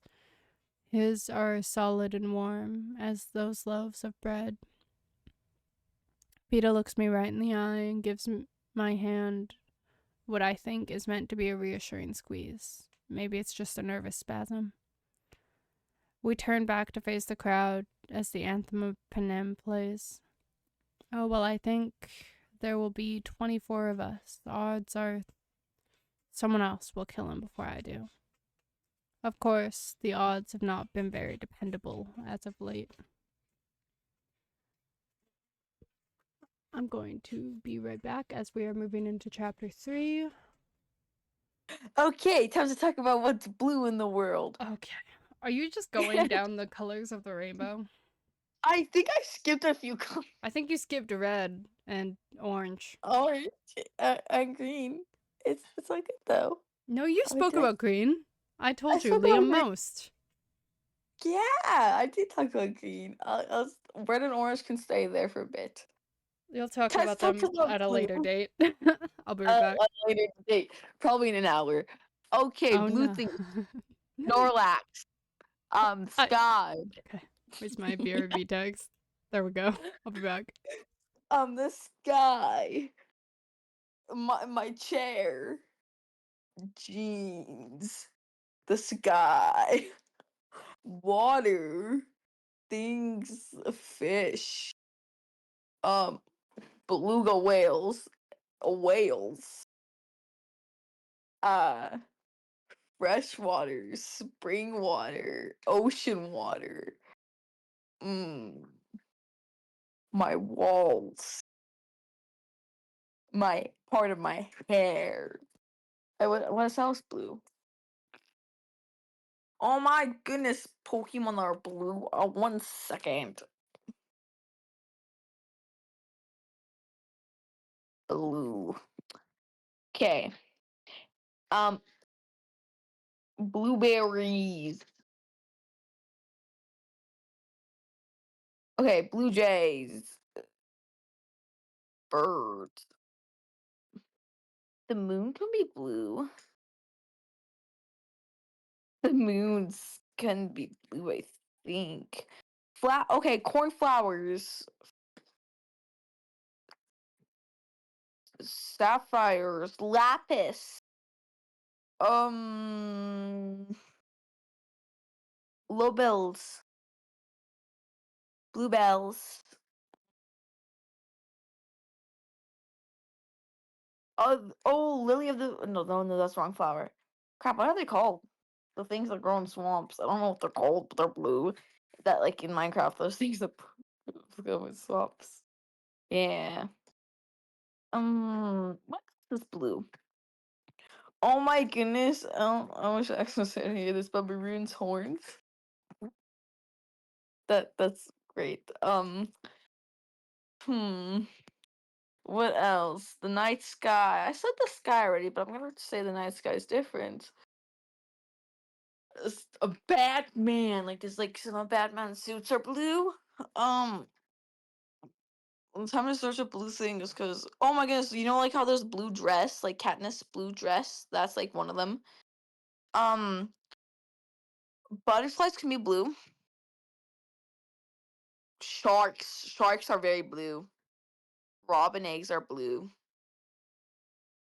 The Cookie Monster's blue. And then there's like the blue crayon. I ate that once. It tasted pretty good. So I did eat Play-Doh too. The Facebook's blue. Um, um, diamonds are blue. That's a good one. Diamonds are very blue. What else is very blue? Like there's like blue monsters. Red Bulls are blue generally, like the original Red Bull's blue. I think it's a blue, like a blue gray color. There's a lot of things not gonna be kind of unicorns. Unicorns can be blue. I want to see a blue unicorn now. Snow is white, but I will make snow blue. Stitch is blue. Stitch is very blue. I love Stitch. I just thought about Stitch's existence. Stitch is blue. Um, I don't know what else is blue. I'm not very. What else is blue in the world? I gotta think of flowers now. Blue. Did I say? I said cornflowers. I said that. I don't know what else is blue. Because like blue flowers are like purple, and then like there's never been a real blue flower. What is a blue flower in Minecraft? I can't remember. Let's try to search it up. Blue flower Minecraft. Oh, the Minecraft sky. Blue orchids. There's a blue belts. What's a blue? Azure blue belts. I don't know what that is. Should I know what that is? Probably. Cornflowers. I already said cornflowers like 50 times. This is all good though. Um, my eyes are blue. You can't see my eyes, but they are blue. What else is blue? I don't know more blue things. Actually, you come back. I don't know anything that blue. Sharpies could be blue. Don't sniff Sharpies. Um, Time to go down the lore trail to see what else is blue. The Warden Skulk's blue. Warden's blue. Ender chests are blue. Ender pearls like a green blue color. Endermen. Endermen are purple. Um, and emo. Zombie shirts. No, are they the pants? I don't really remember zombies. Chicken jockey. Um. Uh. What else is blue? I can't think of blue things. I don't know what else blue. Was not right character. Uh. Um. Uh, uh, I don't know what else is blue in the world. The sky's blue. Um. Oh my goodness, Rainbow Dash is blue. Rainbow Dash is blue with rainbow hair. That explains my whole world. I was gonna say Elmo's blue, but I don't think Elmo's blue. Elmo's red. I don't want to go down the red trail right now. What else is blue? I don't know blue things. Uh, mm, yeah, the sky is blue. Mm-hmm. We gotta think what else is blue. Oh my goodness, like Axe's little axolotl thing's blue, and like the news followers, news subscriber word things are blue. Those are very blue. I like that. They're blue. What else is blue? Time to search up blue. Diamond armor's blue. Blue Pokemon. Yes. Squirtle's blue. Once get okay. Okay, we got this. I got this. Okay. Blue Pokemon. Here I go. Blue Pokemon. Here I go. Okay, Squirtle, Water Turtle, Blastoise. I don't know. Nidoran, Nidorini, Nidokeen, Oddish, Gloom, Golduck, Poliwag, Poliwhirl, Poliwrath, Tentacool, Tentacruel, Tangela, Horsey, Seadra, Gyarados, Lapras, Vaporeon, Omi. I can't say that. Omastar, Articuno, Dranty, Dragonair, Totodile, Ron, Roncaw, Fur, Alligator, Chinchou, Lantern, Maril, Ozumarill, Jumpluff, Woopa, Quagsire, Buffet, Buffet, Heracross, Kindra, Phanpy, Suicune. I'm gonna mess up all these names. Mudkip, Marsh, Marshtomp, Swampert, Tallywole, Swellwole, Surskit, Masquerain, Loudred. That's purple. Those are purple. Azrael is a blue Pokemon. Medit, Sharpedo, Walmer. I don't. His smile kind of scares me. Like Walmer's smile is like really scary. Erd, Swablu, Al Altaria, Whisk, we Whisk, Whiskash. Why not? Seafool, Seolioli. I don't. I gotta think of more blue things other than Pokemon now. Well, but blue. I gotta harness the blue energy. Um, Frogs can be blue. Snakes can be blue. Smurfs. Smurfs are blue. Are Smurfs blood blue? What color is a Smurf's blood? I don't know what color Smurf's blood is. Um, I would assume it's blue. Maybe like a darker blue than like it could be a darker blue. I don't know though. Would it be a darker blue or would it just be like blue, like the blue of Smurf is? I don't know. What else is blue? I said bluebird. Did I say I don't know if I said bluebird, but bluebird, blue jay. I said blue jay. I'm pretty sure. Uh, uh, Piplup is in the Pokemon. That's blue. It's the blue like little penguin thing. I lifted. I don't know what's that blue axolotl Minecraft. Blue sheep. I don't think Alley. Oh, Alley is a blue thing. I don't know what else is blue in Minecraft. Is there any more blue things? I said the warden. I don't know what else is blue. Axe, can you tell me what stuff was blue? Uh, I don't know what else is blue. I said the Perion. I said the flowers. Blue's blue. Mermaids are very much considered blue usually. Yes, yes, yes. They are usually considered blue.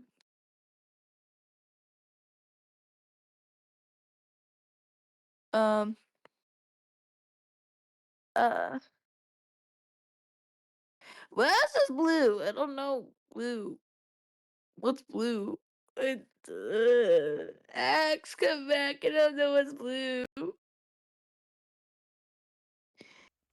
I've been sat I here don't know what's blue in listening. the world.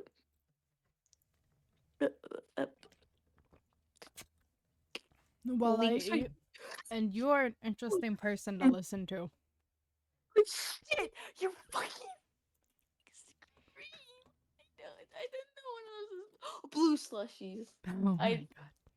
I was around. I don't know what's blue in the world. Did you say the Discord symbol thing? But like this, it's like more purple though. I feel like It's blue. What are you on about? that's like more purple. It is literally blue. That looks purple though. I feel like you're colorblind. I don't think I am. Oh my god, there's an actual search that said, is the Discord app blue or purple? The Discord app's primary color is a shade that's often described as blurple, which is a combination of blue and purple rather than pure blue or purple. What are you there for? But I think how many? I don't know how long were you there for. Quite a while.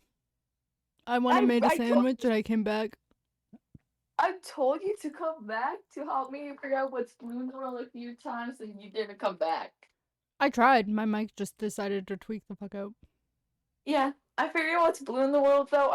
There's a lot of Pokemon. Did you Google some of it? It sounded Yeah, really yeah. it sounded really like Yeah, that's I said I googled it. I said I'm gonna search up what blue Pokemon I think I is. came back right after you said that.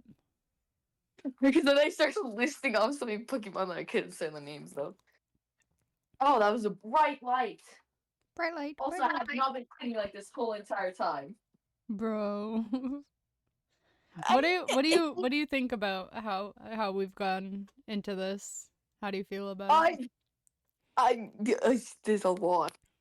I learned that there is death in the first two chapters. Mm-hmm. A person went exploded. Uh, yeah. Sick. I knew. I knew. Like, I knew the catnip person got like chosen for the Hunger Games. But Prim didn't. but Prim Prim got like chosen first, and then like catnip was like, "I'm gonna go instead of you." yeah. Yeah, and then the guy, like, I don't remember the guy's name. I don't have a reason to. Gale? No, not Gale. Gale's Gale. Gale. No. PETA? Yeah, he gave her bread when she was sitting digging through the garbage. Also, the blue thing. I listed off a lot of blue things. Uh-huh. There was something to do with maroon in there. Uh, Oh nah. and yeah. Next is red. Don't worry. Anyways, back to the book and not cleaning.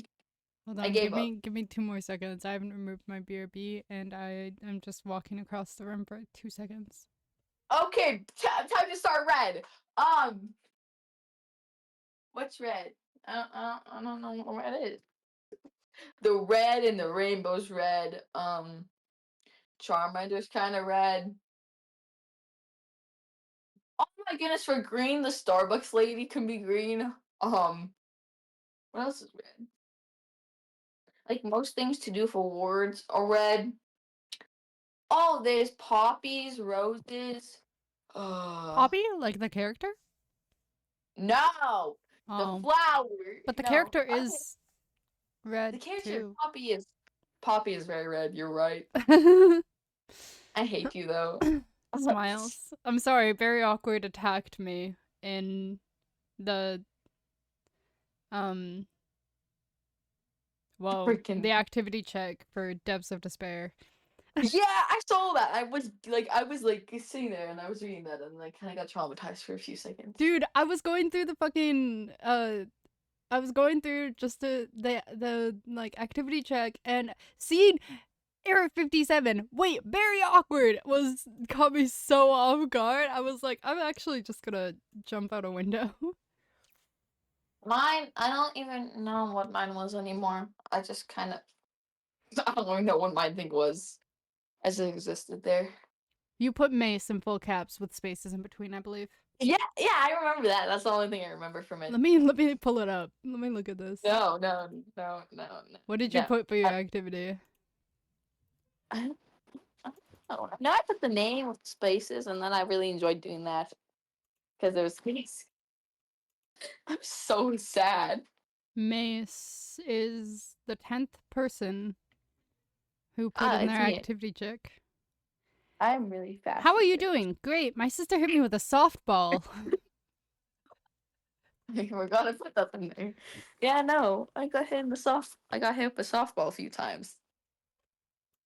It's a few. It's all good though. Wow, I'm in my bed now. This is great.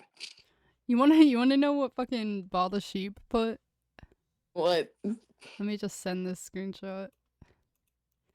It's goofy as hell. I'm worried. It's in call chat in like 2 seconds if it decides to send. I'm still thinking about our Send. Thank you. messages. Axe, I can get repo. Repo, No. I love it. But there's an issue. I have to clean my room. Did your reaction though? Oh, then clean? No, the orange doesn't know the sheep.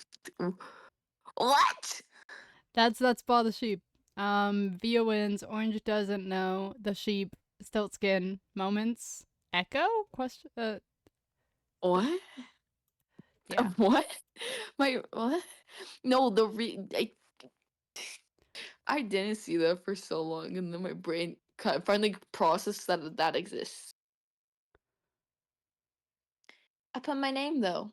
I did good. There are people who like haven't who I'm like waiting to talk to still that put their fucking activity check in, and I'm like, please just answer my DMs, please. I'm so surprised about the parties.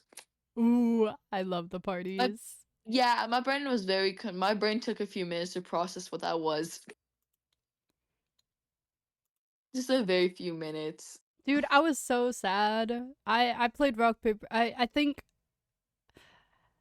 no, you chose your party, didn't you? You were one of the No, I people didn't that no. really? I thought you were. No. I know I was there's 4 people total that chose their party. I was like yelling, I was like bothering you, and I think Dylan to tell me which party I was in, even if Dylan didn't know. I was bothering you two in a VC, but then I never got a response, so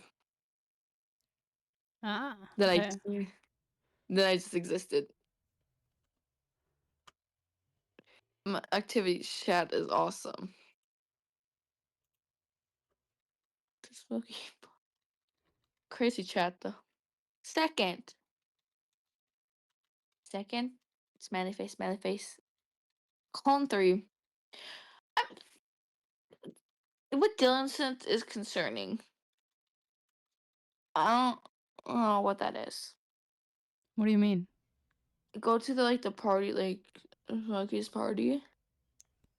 And look what Dylan sent. I don't. That's kind of like scroll up a bit and then kind of. I don't know what that is. I don't know what that is. I was so scared. I was debating on messaging you like, Axe, help me. I don't know, Wanna. Anyways, book. What page are Are we you on? enjoying it? We're on page Yeah, 32. yeah. I've stopped cleaning for the past like 20 minutes. I feel like I need to like stop reading so you actually clean. No, no, no, no, no, no, no, no, no, no. This is the only time I actually listen to a book. I'd rather fall asleep in class or just blank out for the whole class. It's lovely though. I love reading some I don't like reading. I can't read by I love myself. reading. Reading is one of my like favorite things of all times. I end up getting rage quit over the words in the book. I don't Are you dyslexic? I forgot to no, send. Hold on. I'm not. That's the thing. I'm not. I just get rage quit over the words because very hard time pronouncing all words. As you saw me was struggling with saying Pokemon names. Can't read those.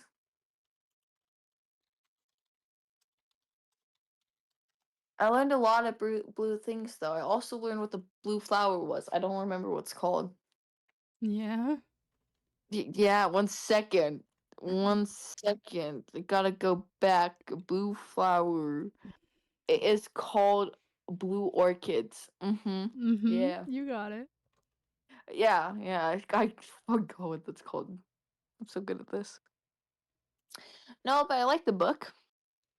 I told my mom that I was listening to it and that the one of the main things I remembered is that a cat was getting drowned.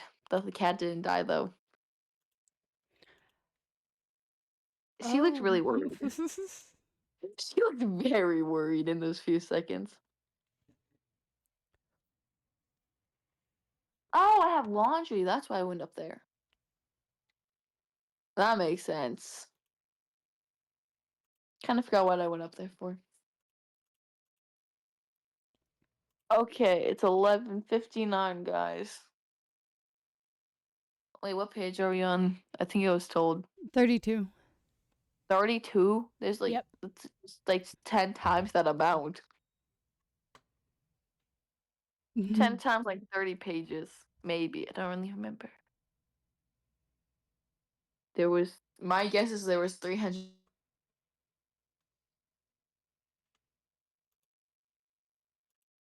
300 what?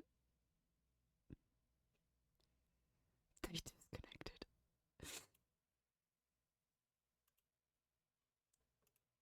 Hi, chat. Hi, chat. There was 300 what? Hi, miss.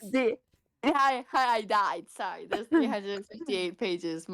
So I set a time limit on my phone by myself and I do not know how to turn it off. You said This happened like 350 what? Wait. 358 pages, I There think. is. Holy shit. I There is on the dot 358 pages. I remembered. I'm so proud of I myself. only said 350. Oh, I think you said 358. I said Oh. 350. So the fact that you I'm got so- that on the dot is fucking wild. I'm so smart. Guys. No, what? My phone. I set like a time limit on my phone like 3 years ago and I can't turn it off. I do not know how. I forgot the password in the span of 2 days. Oh nah. I guess I'm just a little forgetful. I can say forgetful probably. But yeah. I think we have like a lot of pages left. Yeah, we'll probably only make it to like chapter 5 maybe before I get too tired. So, How many pages are from chapter 5? I'm not sure. We're in chapter 3. You have the book pulled up. Let me search it up. It's okay. We got the and yep. How many pages are in chapters 1 through 5? What book is this? Hunger Games. Is there like a name to it? There's 26 pages. But 1 through 5? Mm-hmm. How are we on page 35 then? I think we were on 35. I don't remember. We're not Or on page something. 35. We're on page 31. I was close 32, enough. sorry. But What? there's 25 pages. How does that work? In between chapter 3 and 5? I'm talking one. I was talking about 1 through 5. Oh, I was there's so like confused. 50. I was so confused. Like, how does that work? That math was not mathing for a second. There's 57. Oh, yay! That's more. I just realized how I don't read at all. Only when I'm forced to, and then that kind of gets annoying. I can listen. That's how the only way that I've ever read a Maze. I listened to the book for Maze Runner. I fucking love Maze Runner. It made me sad at the end, but Death's Cure got to me with one of the deaths. I don't know if you've seen Death's Cure. I have. I don't like the deaths. They were depressing. Other than least favorite character, I don't know. Maze Runner is another book series that I'm gonna be reading on stream. Yay! Yeah. No, my penguin. That's not a penguin. That's a snowman. The snowman fell. New stuffed animal. Snorlax. I had a penguin. That's not. I had a snowman. Mm-hmm. They look very alike. I promise. Book time. I want a book. My child's impatient, chat. I am. I also ran out of things to talk about. It's okay. I'm just used to you yapping. Yeah, I can go back to the colors. No, please do not. I will continue reading. Okay. I can go back on mute. Chapter 3. The moment the anthem ends, we are taken into custody. I don't mean we're handcuffed or anything, but a group of peacekeepers marches us through the front door of the Justice Building. Maybe tributes have tried to escape in the past. I've never seen that happen, though. Once inside, I'm conducted to a room and left alone. It's the richest place I've ever been in. With thick, deep carpets and a velvet couch and chairs. I know velvet because my mother has a dress with a collar made of the stuff. When I sit on the couch, I can't help running my fingers over the fabric repeatedly. It helps to calm me as I try to prepare for the next hour. The time allotted for the tributes to say goodbye to their loved ones. I cannot afford to get upset, to leave this room with puffy eyes and a red nose. Crying is not an option. There will be more cameras at the train station.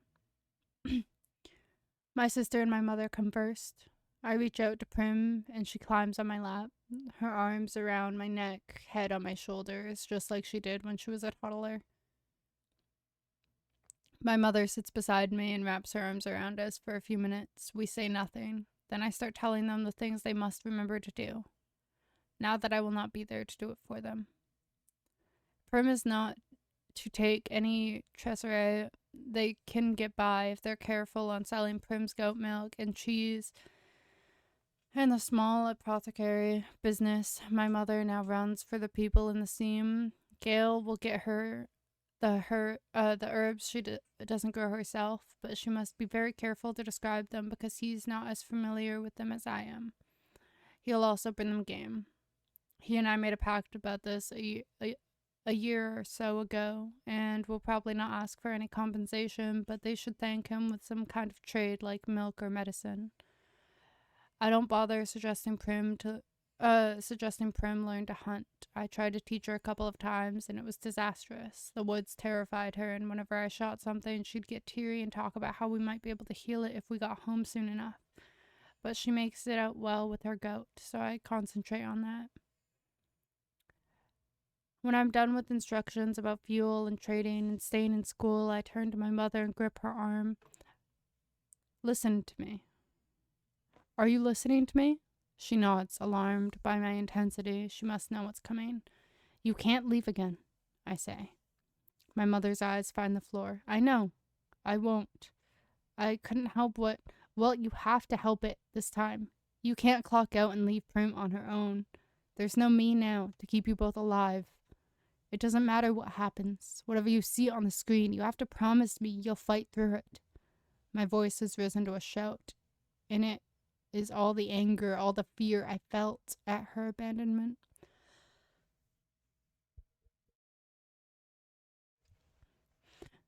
She pulls her arm from my grasp, moved to anger herself now. I was ill. I could have treated myself if I had the medicine I have now. That part about her being ill might be true. I've seen her bring back people from immobilizing sadness since. Perhaps it is a sickness, but it's one we can't afford. Then take it and take care of her, I say.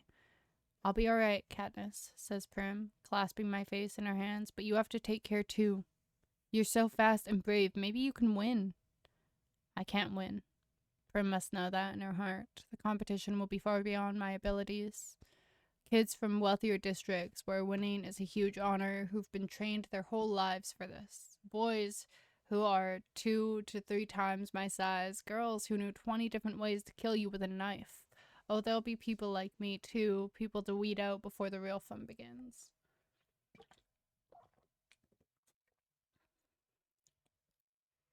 Maybe, I say, because I can hardly tell my mother to carry on if I've already given up myself. Besides, it isn't in my nature to go down without a fight, even when things seem insurmountable. Then we'd be as rich as Haymitch. I don't care if we're rich. I just want you to come home. You will try, won't you? Really? Really try? Asks Prim. Really, really try. I swear it. I say, and I know because of Prim I'll have to. Then the peacekeeper is at the door signaling our time is up. And we're all hugging one another so hard it hurts. And all I'm saying is I love you. I love you both. And they're saying it back. And then the peacekeeper orders them out and the door closes. I bury my head in one of the velvet pillows, as if this can block the whole thing out. Someone else enters the room, and when I look up, I'm surprised to see it's the baker, Peeta Mellark's father. I can't believe he's come to visit me. After all, I'll be trying to kill his son soon. But we do know each other a bit, and he knows Prim even better. When she sells her goat cheeses at the Hob, she puts 2 of them aside for him, and he gives her a generous amount of bread in return. We always wait to trade with him when his witch of a wife isn't around because he's so much nicer. I feel certain he would never have hit his son in the way she did over the burned bread. But why has he come to see me? The baker sits awkwardly at the edge of one of the plush chairs. He's a big, broad-shouldered man with burn scars from years at the ovens. He must have just said goodbye to his son. He pulls a white paper package from his jacket pocket and holds it out to me. I open it and find cookies. These are a luxury we can never afford. Thank you, I say. The baker's not a very talkative man in the best of times, and today he has no words at all. I had some of your bread this morning. My friend Gale gave you a squirrel for it. He nods, as if remembering the squirrel. Not your best trade, I say. He shrugs, as if it could possibly matter. Then I can't think of anything else. So we sit in silence until the peacemaker summons him. He rises and coughs to clear his throat. I'll keep an eye on the little girl. Make sure she's eating. I feel some of the pressure in my chest lighten at his words. People deal with me, but they are genuinely fond of Prim. Maybe there will be enough fondness to keep her alive. My next guess is also unexpected. Madge walks straight to me. She's not weepy or evasive. Instead, there's an urgency about her tone that surprises me. They let you wear one thing from your district in the arena? One thing to remind you of home. Will you wear this? She holds out the circular gold pin that was on her dress earlier. I hadn't paid much attention to it before, but now I see it's a small bird in flight. Your pin? I say. Wearing a token from my district is about the last thing on my mind. Here, I'll put it on your dress, alright? Madge doesn't wait for an answer. She just leans in and fixes the bird to my dress. Promise you'll wear it into the arena, Katniss? She asks. Promise? Yes, I say. Cookies, a pin. I'm getting all kinds of gifts today. Madge gives me one more. A kiss on the cheek. Then she's gone, and I'm left thinking that maybe Madge really has been my friend all along. Finally, Gale is here. And maybe there's nothing romantic between us, but when he opens his arms, I don't hesitate to go into them.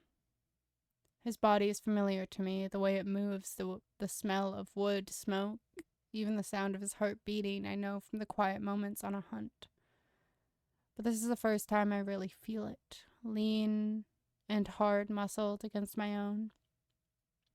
Listen, he says, getting a knife should be pretty easy, but you've got to get your hands on a bow. That's your best chance. They don't always have bows, I say, thinking of the year there were only horrible spiked maces that the tributes had to bludgeon one another to death with. Then make one, says Gale. Even a weak bow is better than no bow at all. I have tried copying my father's bows with poor results. It's not that easy, even when he had to scrap his own work sometimes. I don't even know if there'll be wood, I say. Another year they tossed everybody into the landscape of nothing but boulders and sand and scruffy bushes. I particularly hated that year. Many contestants were bitten by venomous snakes or went insane from thirst. There's almost always some wood, Gale says. Since that year, half of them died of cold. Not much entertainment in that. It's true. We spent one Hunger Games watching the players freeze to death at night. You could hardly see them because they were just huddled in balls and had no wood for fires or torches or anything. It was considered very anticlimactic in the capital. All those quiet, bloodless deaths since then. There's usually been wood to make fires. Yes, there's usually some, I say. Katniss. It's just hunting. You're the best hunter I know, says Gale. It's not just hunting. They're armed. They think, I say. So do you. And you've had more practice. Real practice, he says. You know how to kill.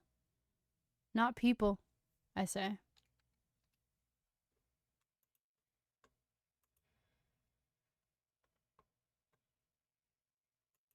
Hold on.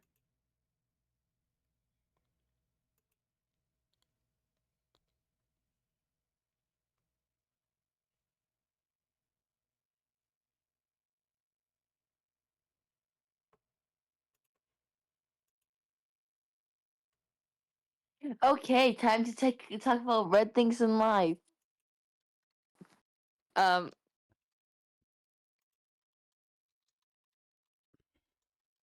Poppies, roses, Dairy Queen. Yeah, Dairy Queen? ladybugs. I don't know. Dairy Queen just came to mind. I feel like their logo is like red. Anyways, back to the book. Yep.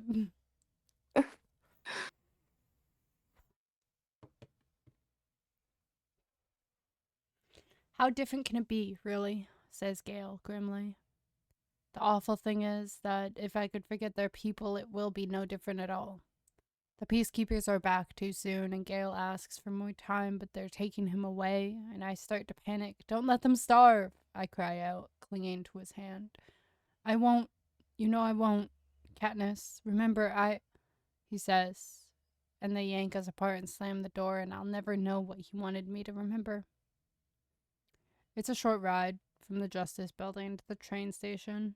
I've never been in a car before, rarely even ridden in wagons. In the scene, we travel on foot.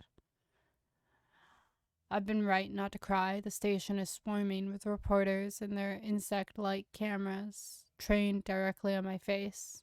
But I've had a lot of practice at wiping my face clean of emotions, and I do this now. I catch a glimpse of myself on the television screen, the wall that's airing my arrival live, and feel gratified that I appear almost bored. Peeta Mellark, on the other hand, has obviously been crying and, interestingly enough, does not seem to be trying to cover it up.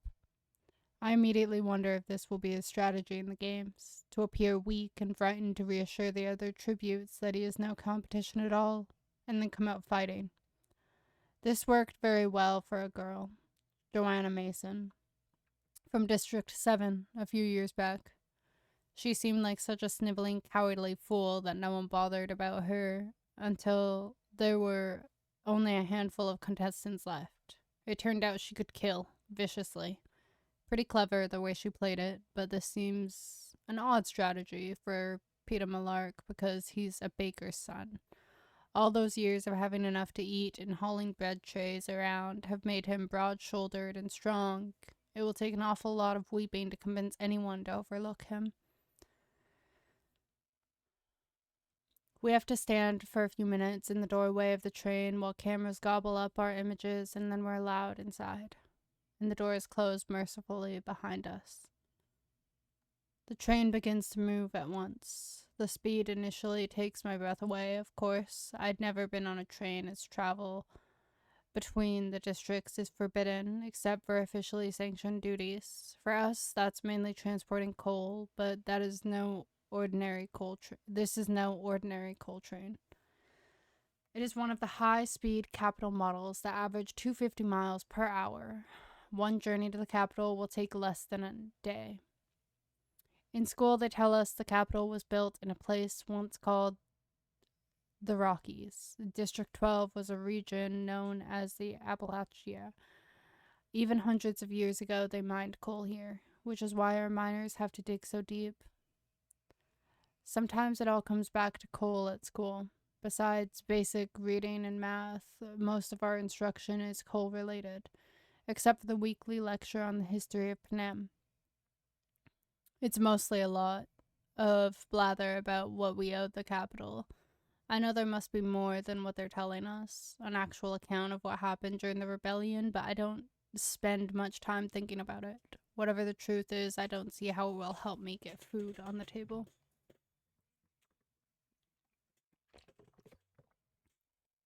The tribute train is fancier than even the room in the Justice Building. We are each given our own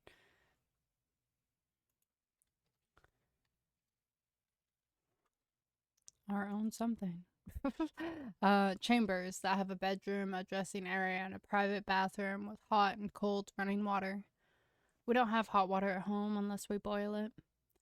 There are drawers filled with fine clothes, and Effie Trinket tells me to do anything I want, wear anything I want. Everything is at my disposal, just be ready for supper in an hour. I peel off my mother's blue dress and take a hot shower. I've never had a shower before. It feels like being in a summer rain, only warmer.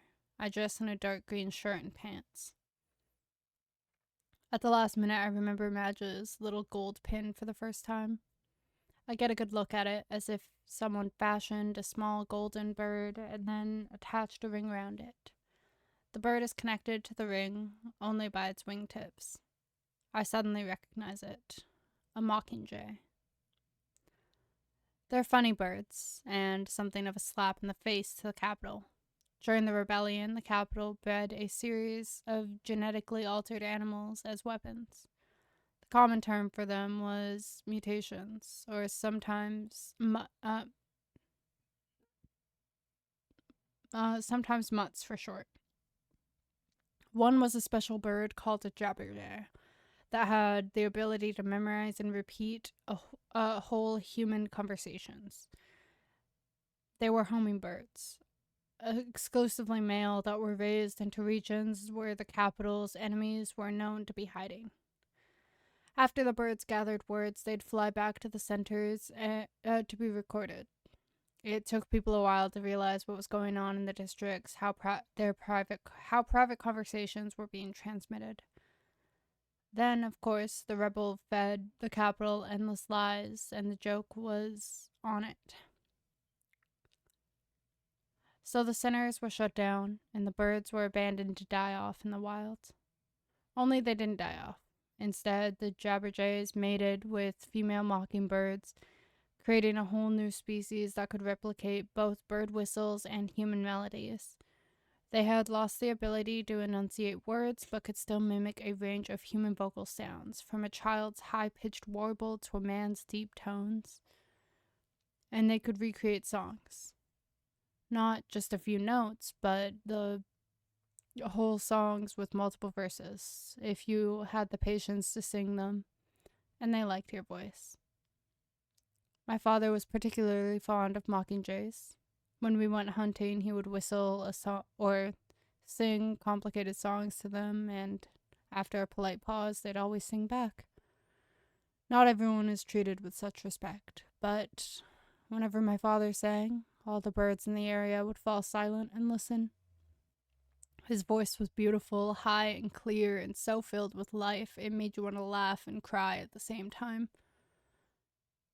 I could never bring myself to continue the practice after he was gone. Still, there's something comforting about the little bird that it's like having a piece of my father with me, protecting me. I fasten the pin onto my shirt, and with the dark green fabric as the background, I can almost imagine the mockingjay flying through the trees. Effie Trinket comes to collect me for supper. I follow her through the narrow, rocking corridor into a dining room with polished paneled walls. There's a table where all the dishes are highly breakable. Peter Malark sits waiting for us, the chair next to him empty. "Where's Hamish?" asks Effie Trinket brightly. "Last time I saw him, he said he was going to take a nap," says Peter. "Well, it's been an exhausting day," says Effie Trinket. I think she's relieved by Hamish's absence, and who can blame her?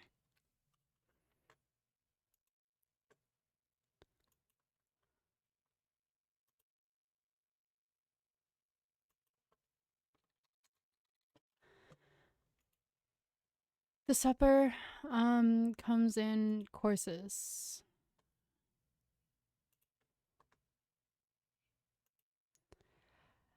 A thick carrot soup, green salad, lamb chops, and mashed potatoes. Cheese and fruit, a chocolate cake throughout the meal. Effie Trinket keeps reminding us to save space because there's more to come. But I'm stuffing myself because I've never had food like this. So good and so much, and because it's probably the best thing I can do between now and the games is put on a few pounds. "At least you two have decent manners," says Effie as we're finishing the main course. The pair last year ate everything with their hands like a couple of savages. It completely upset my digestion. The pair last year were two kids from the seam who'd never, not one day of their lives, had enough to eat, and when they did have food, table manners were surely the last thing on their mind. Peter's a baker's son. My mother taught Prim and I to eat properly, so yes, I can handle a fork and a knife, but I hate Effie Trinket's comment. I make a point of eating the rest of my meal with my fingers, and then I wipe my hands on the tablecloth. This makes her purse her lips tightly together. Now that the meal's over, I'm fighting to keep the food down. I can see Peter's looking a little green, too. Neither of our stomachs used to such rich fare.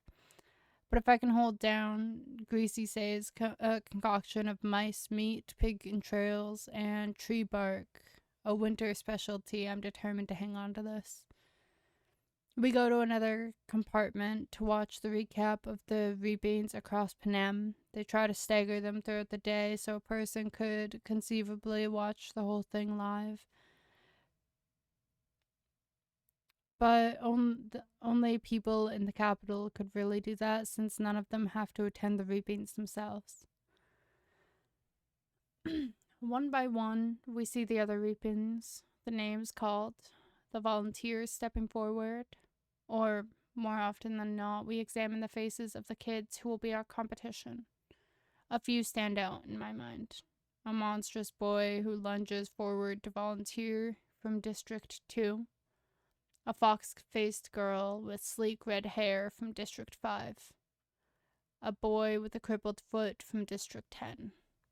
And most hauntingly, a 12-year-old girl from District 11.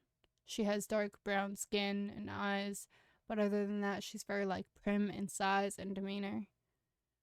Only when she mounts the stage and they ask for volunteers, all you can hear is the wind whistling through the decrepit buildings around her.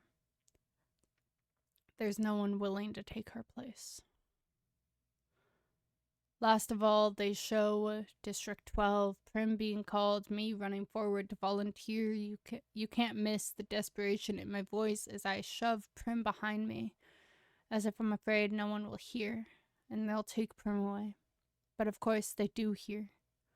I see Gale pulling her off me and watch myself mount the stage.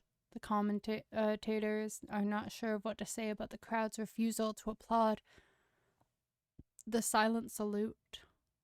One says that District 12 has always been a bit backward, but that local customs can be charming. As if on cue, Hamish falls off the stage, and then they groan comically. Peeta's name is drawn, and he quietly takes his place. We shake hands. They cut to the anthem again, and the program ends. Effie Trinket is disgruntled about the state her wig was in. Your mentor has a lot to learn about presentation, a lot about televised behavior. Peeta unexpectedly laughs. He was drunk, says Peeta. He's drunk every year. Every day, I add. I can't help but smirking a little. Effie Trinket makes it sound like Hamish just has somewhat rough manners that could be corrected with a few tips from her. Yes, hisses Effie Trinket. How odd you two find it amusing. You know, your mentor is your lifeline to the world in these games. The one who advises you, lines up your sponsors, and dictates the presentation of any gifts. Hamish can well be the difference of your life and your death. Just then Hamish staggers into the compartment. I miss supper, he says in a slurred voice, and then he vomits all over the expensive carpet and falls in the mess. So laugh away, says Effie Trinket. She hops in her pointy shoes around the pool of vomit and flees the room. Chapter 4. How we feeling? Chapter 4, I want to eat the book. You want to eat the book? Yeah. It looks like it'll taste good. Also, I was in amazement whenever I watched, like, I was not actually really paying attention to, like, the video on the stream, so I never had to watch, like, the pages flip, and I was in amazement when the pages flipped. Dude, I that's was me every time I use this to read because, like, I fucking love how the pages flip. It's so pretty. I was so, like, shocked. Also, like, this past hour I haven't been cleaning my room. I'm a little scared. Clean! No, I don't want to get up. Clean! I'm warm and I'm comfy and I don't want to get up. I could stop on chapter 4 instead of 5. No, I'll clean. Okay, I'll clean. So, chat, I basically bargained with Mace. I said we could VC and I could read while you clean. Yeah. And that was the deal. As long as I'm reading, they're cleaning. Yeah, that was a deal. I actually got a lot done. That's I got a good. lot done. There's like a little small pile of big stuff. Yeah, I have my Repo stream tomorrow and I'm really excited. Yeah, I'm praying I can join. I want to be there for your first time playing Repo, and especially with the fact that it's going to be heavily modded. It's going to be so much fun. Also, can I drag along a friend tomorrow? Yeah? Yay! Just let me know who. Just message me who. Okay, one sec. I got to go. I get to minute. I have my fucking hold on. My Duolingo. Duolingo. Have you got the threat message yet? Huh? Have you got the threatening messages yet? I don't think so. Oh. Last time I used Duolingo, I deleted it now, but I think I still have my account. It was just threatening me that it was coming to my house a lot. And it was kind of scary.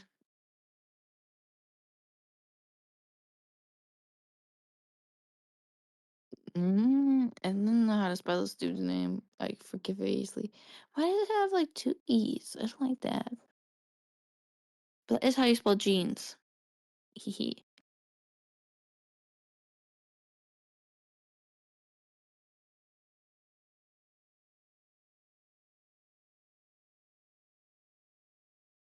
That's all. And there you go. That's the person you do not know him. Oh, What? my Then how you Duolingo scared me. the bright green bird. Mm-hmm. I'm still thinking about how he was dead for a bit. If you like, if you feel, if they're comfortable with it, you can make a group chat, and I could send the mod link to that. If not, I don't. I'm probably gonna do a VC in this Discord. Goodness. Don't mind me like right now. It's all good. Okay, give me 2 seconds. He might be asleep because I'm pretty sure he went to sleep early, but you good.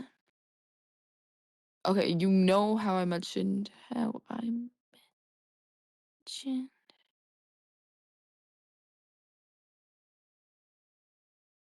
he got off Roblox like 3 hours ago. Whenever like yeah, he left. I don't know. I think he's asleep, so that might have to be a morning thing. I don't like mornings. Shit. Uh, book. Just send the message now and leave it in the morning. Just I sent the message. okay. That's I did it. I'm so proud of myself. Why won't Discord let me press anything? Discord doesn't like me. Book.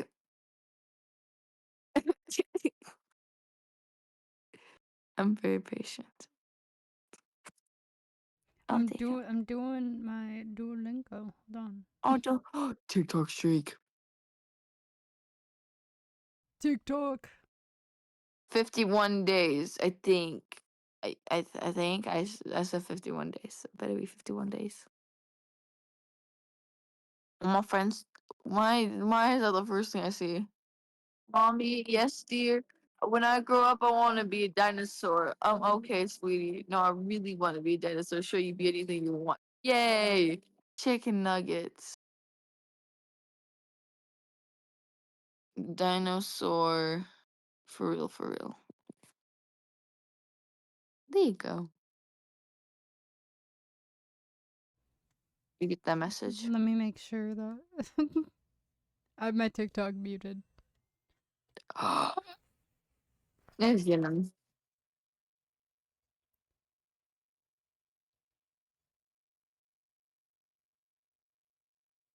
I don't know the song. There's a song came up on my feed. I don't know. Excuse me? Oh, message. Nudged. Nudge. Nudge. Nudge. Double nudged. Imagine. Oh, triple nudge. Oh no. I don't know how many nudges that is. That's a lot.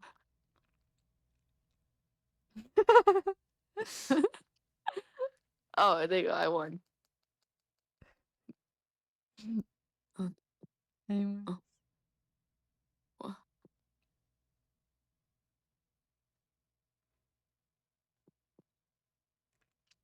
Me and one. Astro keep just barely saving our streak by like an hour.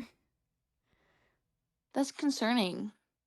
Whenever we're on TikTok, it's at different times. Me and 43 Dylan. messages from Mace. Oh my god. There's only been a second. That's great. That's When me wild. and Dylan lost our streak a while ago, and then we just stopped. We don't talk about it. I'll stop talking to myself about it too.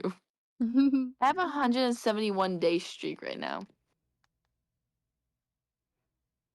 That's great. What's your longest streak right now? Currently, hold on, let me go back to my main account. Main account. I always forget you switched accounts. Hmm? I forget you switched accounts. Yeah, I think my highest streak is with Coda, which is 73. My second highest is 72 with Smokey. I should start bothering on your new account too. Nudged. There we go. New streak. That's. I don't want to And report you. I meant to nudge. oh, okay. I misclicked. I see how this. I misclicked. I'm sorry. Oh, okay. Sorry. I apologize. Yeah. And you storybook 3. You're nudging me. I nudged you. Oh, nudge. I just like did a squeal thing. Like it is squeal thing. Like, oh, nice. Also, mocking jays are blue. If you didn't know. Mm-hmm. Yeah, that's another blue thing to add to the list. Okay, are you Yeah. ready? Yeah. We have like 10 more pages till I stop Yay! for the night. Oh. I'm trying to think of the next Continuing. day I'll read. I think it might be Next Thursday. Saturday. Or I could make it. Saturday. I could make it like a Wednesdays thing. Is that Wednesday? Isn't it? I thought it was Thursday. It's Wednesday. It was Thursday. My full brain was thought it was Thursday. In 20 more minutes 20 more from you. minutes. Wait, you're PDD? What? It's 11 for you, I'm right? It's 12:40 for me. I Wait, was does that mean it's so. already Thursday? It's already Cause Thursday for you. I was so confused. I I was like, I considered. swear to God, you were. Like, my brain was like, that's not right. Because you're in the same I time zone as Smokey. Yeah. He lives right above me. Um, like I'm not even joking. The map, he lives right above me. But no, freaking. I always think 1 a.m. is the morning. Like that's when the morning starts, and then I ignore 12 a.m. 12 a.m. no exists in my mind. It's all good though. Book, Book. Hold on. book, yay. Continuing things that are red. The Earth, lava. No, Neptune's blue. I think Mars is red. Mars is Jupiter the big red spot? I don't know. Nutella branding is red. Charmander has fire, so that's red. Poppy's red. The other poppy's red. Roses are red. Um, Apples are red. Mangoes are kind of red. Doritos are red. Bicycles are red. Um, I don't know what else is red.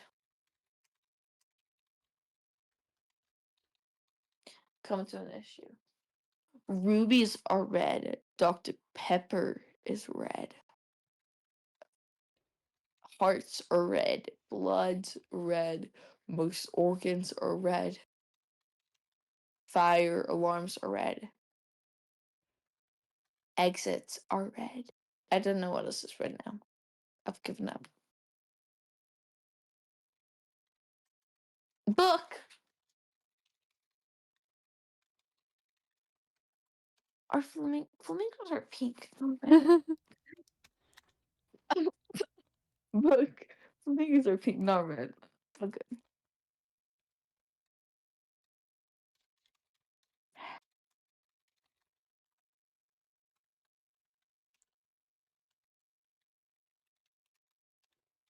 Coca-Cola is red. I mean, the branding. It is red. That's the difference. Because, like, if I say the drink is, like, brown, it's emo.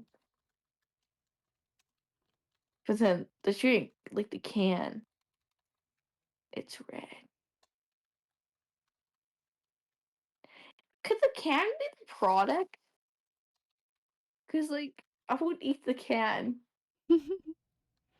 I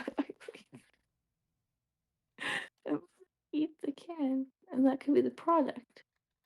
Right? I think you could. Because if they were just selling just liquid, that would be so much less expensive. And then Coca-Cola for days. My lifetime.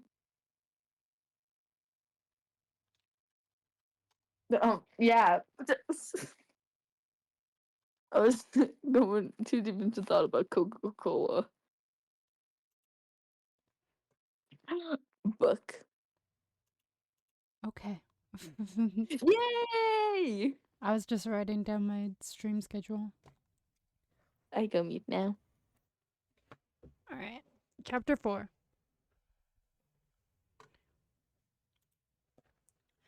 For a few moments, Peter and I take in the scene of our mentor trying to rise out of the slippery, vile stuff from his stomach.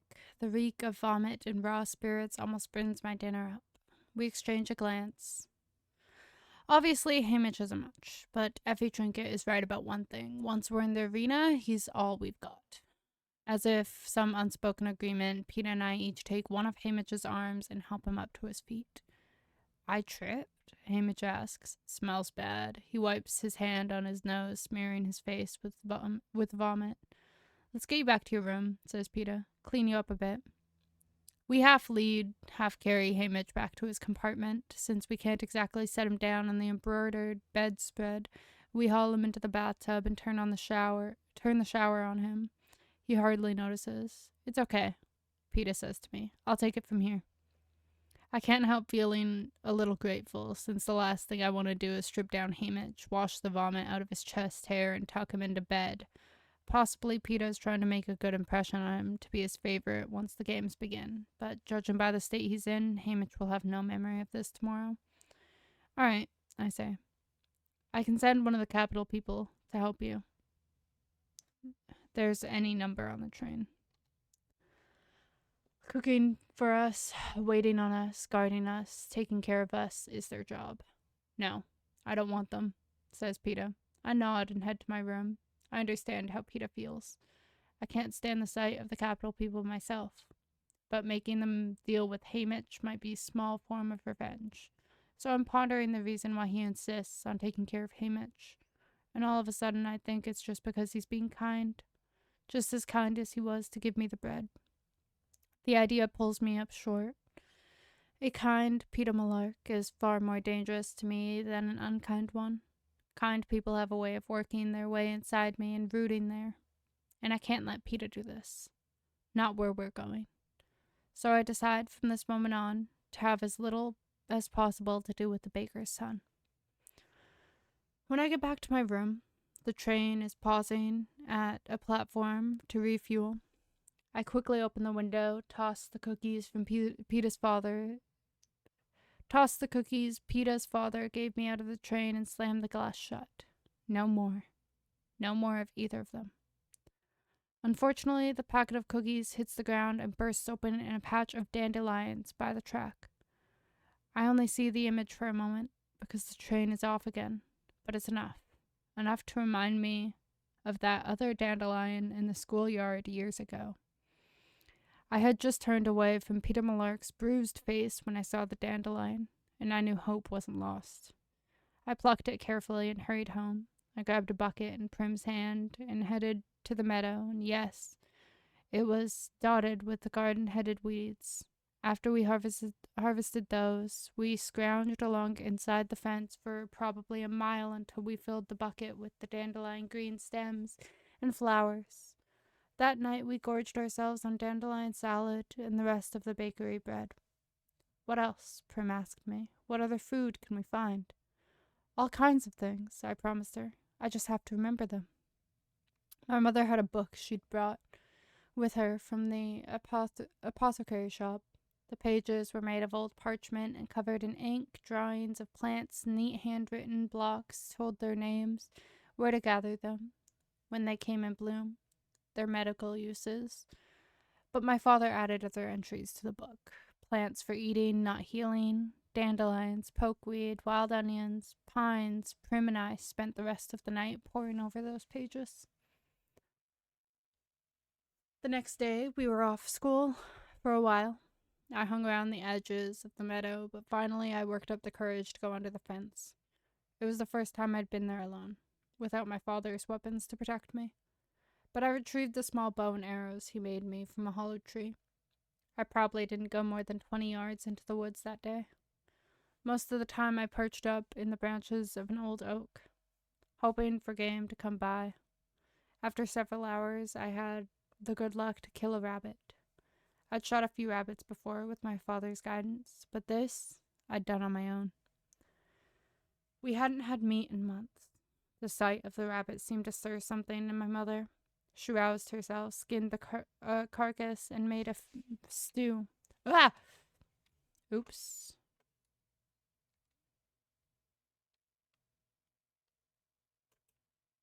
Where did I go? What did I do? What did I click?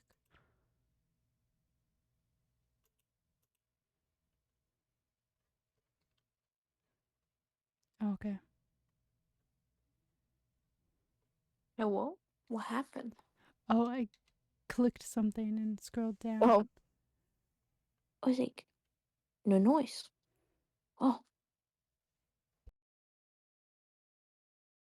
I go back mute.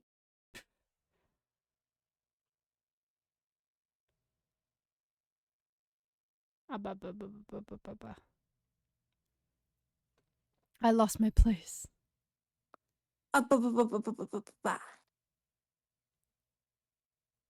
What's the last thing you heard? Because I don't remember where I was. Okay, I don't remember either. God damn it. My brain got think. I had just turned away from Peter Malark's bruised face. Was it that one? Or further? Wait, read the whole thing, the whole sentence. I had just turned away from Peter Malark's bruised face when I saw the dandelion. No, yeah, it's farther. It's about whenever she was like made the dandelion salad, the bread. It was a bit farther, I think. My mother had a book she'd brought from her Farther. apothecary's. Okay. I think. Sorry. No worries. But my father added other entries to the book: plants for eating, not healing, dandelions, pokeweed, wild onions, pine. Prim and I spent the rest of the night poring over those pages. The next day, we were off to school. We were off school for a while. I hung around the edges of the meadow, but finally I worked up the courage to go under the fence. It was the first time I'd been there alone, without my father's weapons to protect me. But I retrieved the small bow and arrows he made me from a hollow tree. I probably didn't go more than 20 yards into the woods that day. Most of the time I perched up in the branches of old oak, hoping for game to come by. After several hours, I had the good luck to kill a rabbit. I'd shot a few rabbits before, with my father's guidance, But this I'd done on my own. We hadn't had meat in months. The sight of the rabbit seemed to stir something in my mother. She roused herself, skinned the carcass, and made a stew. With the meat and some more greens Prim had gathered. Then she acted confused and went back to bed. But when the stew was done, we made her eat a bowl.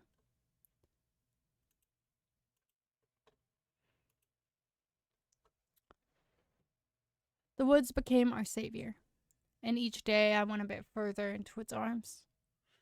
It was slow going at first, but I was determined to feed us. I stole eggs from nests, caught fish in nets, sometimes managed to shoot a squirrel or a rabbit for stew, and gathered various plants that sprung up beneath my feet. Plants are tricky. Many are edible, but one false mouthful and you're dead. I checked and double-checked the plants I harvested with my father's pictures. I kept us alive. Any sign of danger, a distant howl, the inexplainable break of a branch sent me flying back into the fence at first. Then I began to risk climbing trees to escape. The wild dogs that quickly got bored and moved on. Bears and cats lived deeper in, perhaps disliking the sooty reek of our district. On May 8th, I went to the Justice Building, signed up for my tesserae, and pulled home my first batch of grain and oil in Prim's toy wagon. On the 8th of every month, I was entitled to do the same. I couldn't stop hunting and gathering, of course. The grain was not enough to live on, and there were other things to buy, soap and milk and thread, what we didn't absolutely have to eat. I began to trade at the Hob. It was frightening to enter the place without my father at my side, but people had respected him, and they had accepted me. Game was game, after all, no matter who'd shot it. I'd also sold at the back doors of the wealthier clients in town, trying to remember what my father had told me, and learning a few new tricks as well. The butcher would buy my rabbits, but not squirrels. The baker enjoyed squirrel, but would only trade for one if his wife wasn't around. The head peacekeeper loved wild turkey. The mayor had a passion for strawberries. In late summer, I was washing up in a pond when I noticed the plants growing around me. Tall with leaves like arrowheads, blossoms with 3 white petals. I knelt down in the water, my fingers digging into the soft mud, and I pulled up a handful of roots, small bluish tubers that don't look much but boiled or baked are as good as any potato. Katniss, I said out loud. It's the plant I was named for. I heard my father's voice joking. As long as you can find yourself, you'll never starve. I spent hours stirring up the pond bed with my toes and a stick, gathering the tubers that floated to the top. That night, we feasted on fish and Katniss roots until we were all, for the first time in months, full. Slowly, my mother returned to us. She began to clean and cook and preserve some of the food I brought in for winter. People traded us or paid money for her medical remedies. One day, I heard her singing. Prim was thrilled to have her back, but I kept watching, waiting for her to disappear on us again. I didn't trust her. And some small, gnarled place inside me hated her.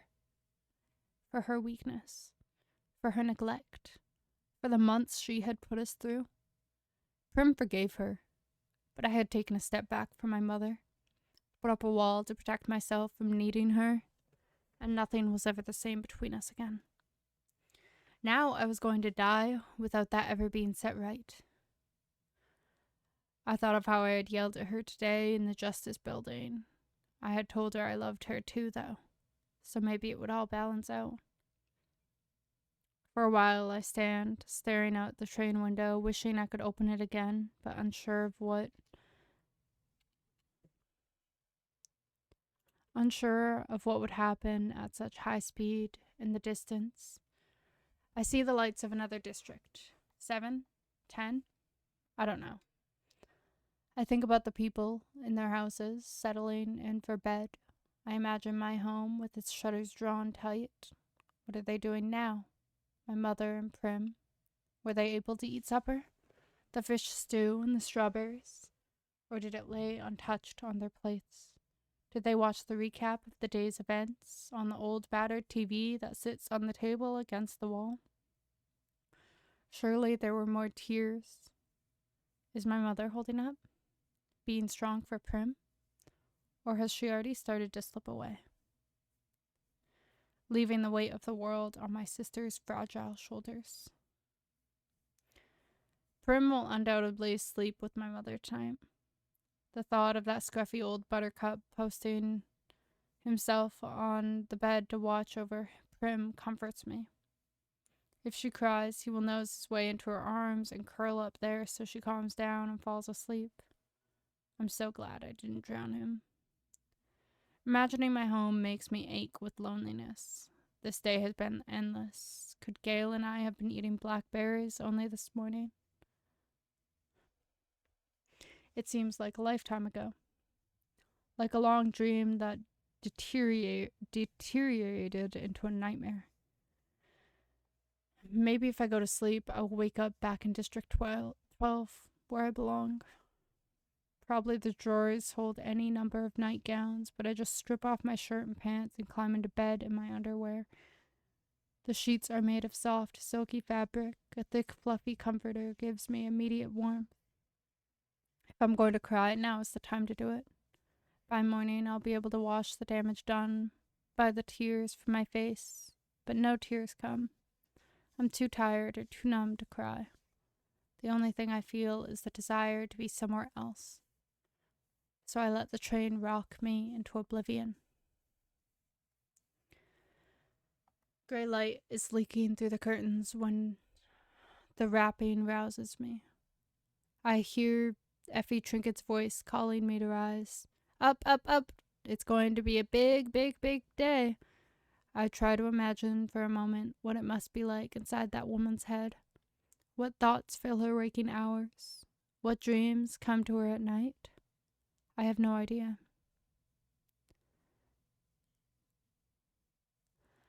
I put the green outfit back on since it's not really dirty, just slightly crumpled from spending the night on the floor. My fingers trace the circle around the little gold mockingjay, and I think of the woods and of my father and of my mother and Prim waking up, having to get on with things. I slept in the elaborate braided hair for my mother, did for the reaping, and it doesn't look too bad, so I just leave it up. It doesn't matter, we can't be far from the capital now. And once we reach the city, my stylist will dictate my look for opening ceremonies tonight anyway. I just hope I get one who doesn't think nudity is the last word in fashion. As I enter the dining car, Effie Trinket brushes by me with a cup of black coffee. She's muttering obscenities under her breath. Hey, Mitch, his face puffy and red from the previous day's indulgences, is chuckling. Peter holds a roll and looks somewhat embarrassed. Sit down, says Haymitch, waving me over the moment I slide into my chair. I'm served an enormous platter of food, eggs, ham, piles of fried potatoes. A tureen of fruits sit in ice to keep it chilled. The basket of rolls they set before me would keep my family going for a week. There's an elegant glass of orange juice, at least I think it's orange juice. I've only even tasted an orange once. At New Year's, when my father bought one as a special treat. A cup of coffee. My mother adores coffee, which we would almost never afford. But it only tastes bitter and thin to me. A rich brown cup of something I've never seen. They call it hot chocolate, says Peter. It's good. I take a sip of the hot, sweet, creamy liquid and a shudder runs through me. Even though the rest of the meal beckons, I ignore it until I've drained my cup. Then I stuff down every mouthful I could hold, which is a substantial amount. Being careful not to overdo it on the richest stuff. One time, my mother told me that I always eat like I'll never see food again, and I said I won't unless I bring it home. That shut her up.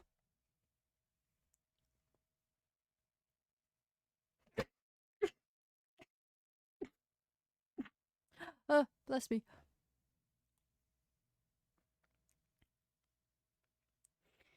When my stomach feels like it's going to split open, I lean back and take in my breakfast companions. Peter is still eating, breaking off bits of the roll, dipping them in hot chocolate. Haymitch hasn't paid much attention to his platter, but he's knocking back a glass of red juice that he keeps thinning with a clear liquid from a bottle. Judging by the fumes, it's some kind of spirit. I don't know Haymitch, but I've seen him often enough in the hob, tossing handfuls of money on the counter of the woman who sells white liquor. He'll be incoherent by the time we reach the capital. I realize I detest Haymitch. No wonder the District 12's tributes never stand a chance. It isn't just that we've been underfed and lack of training. Some of the tributes have still been strong enough to make a go of it, but we rarely get sponsors, and he's a big part of the reason why. The rich people who back tributes, either because they're betting on them or simply for bragging rights of picking a winner, accept someone classier than Haymitch to deal with. So you're supposed to give us advice? I say to Haymitch. Here's some advice. Stay alive, says Haymitch, and then bursts out laughing. I exchange a look with Peter before I remember I'm having nothing more to do with him. I'm surprised to see the hardness in his eyes. He generally seems so mild. That's very funny, says Peter. Suddenly he lashes out at the glass in Haymitch's hand. It shatters on the floor, sending the blood-red liquid running towards the back of the train. Only not to us. Haymitch considers this moment, then punches Peter in the jaw, knocking him from his chair when he turns back to reach for the spirits. I drive my knife into the table between his hand and the bottle, barely missing his fingers. I brace myself to deflect his hit, but it doesn't come. Instead, he sits back and squints at us. Well, what's this? Says Haymitch. Did I actually get a pair of fighters this year? Peter rises from the floor and scoops up a handful of ice from under the fruit tureen. He starts to raise it to the red mark on his jaw.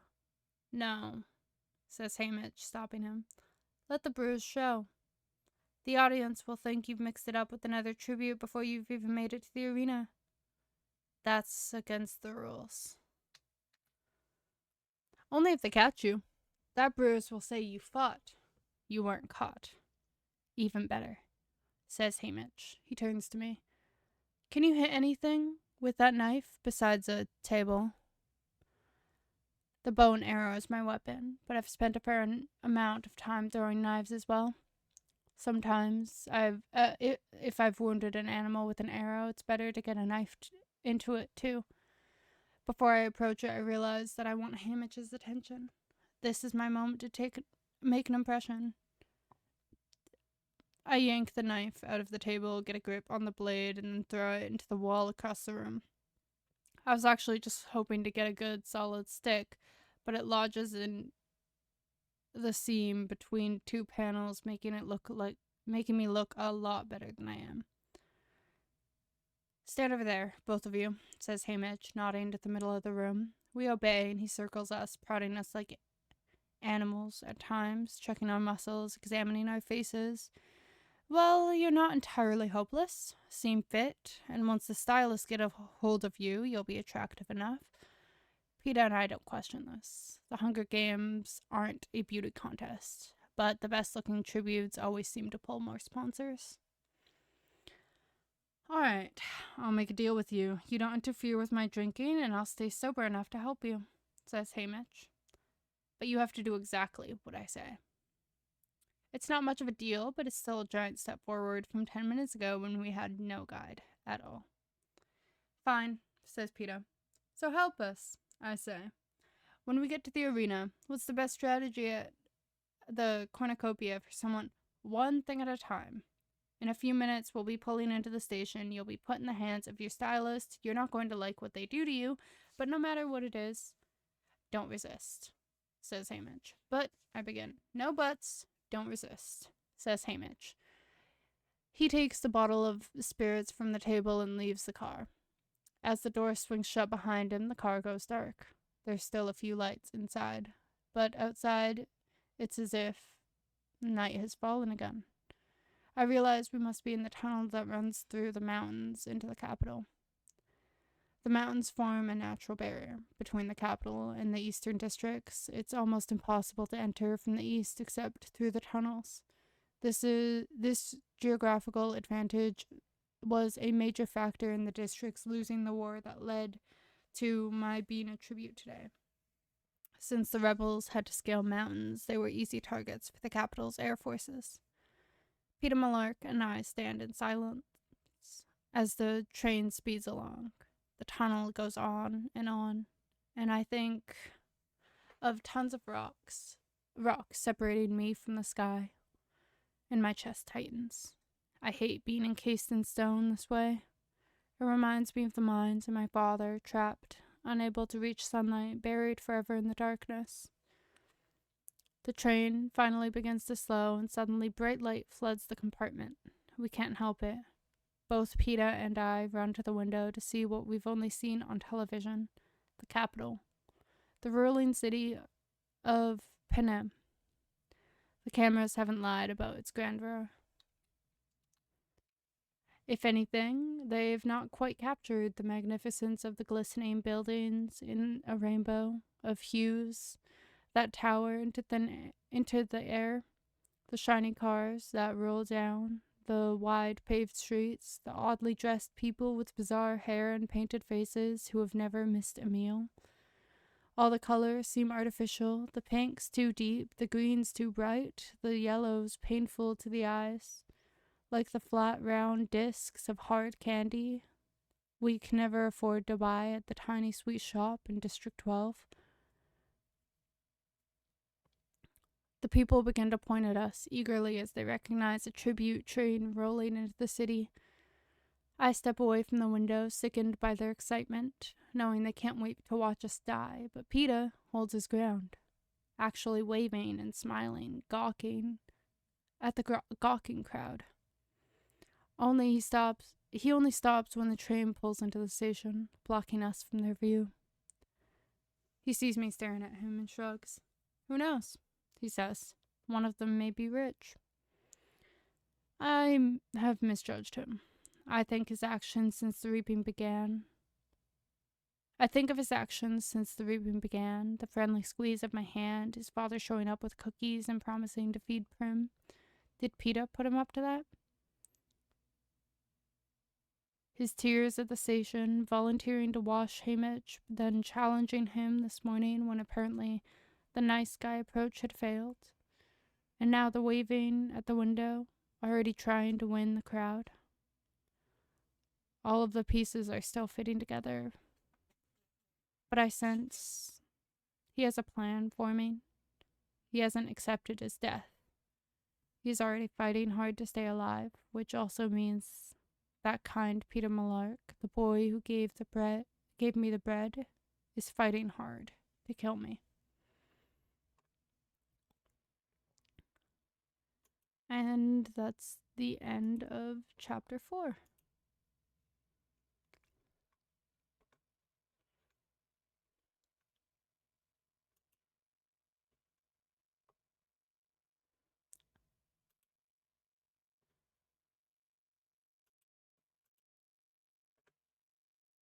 I'm actually like so invested. I don't want to stop, but I'm also so tired and I have to be up at like 11 tomorrow. So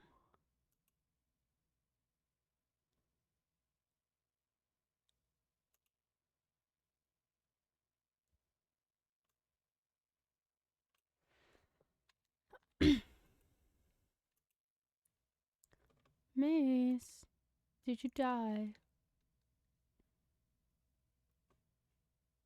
Chat, I think Mace died.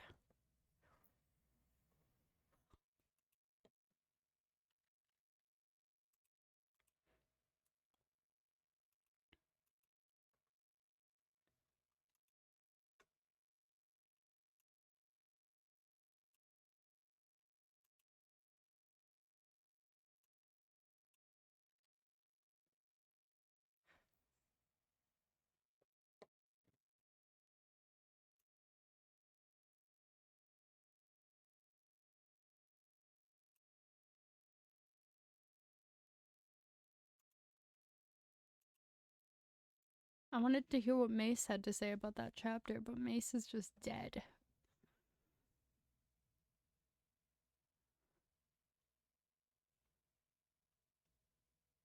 Alright, well, I'm gonna get ready to end here then. Is there anyone I know live? Oh, Malachi. I'm gonna write into Malachi in a few minutes here. I'm just gonna yap. I have a stream tomorrow at probably noon. I almost said noon 30, 12:30. We are going to be playing Repo.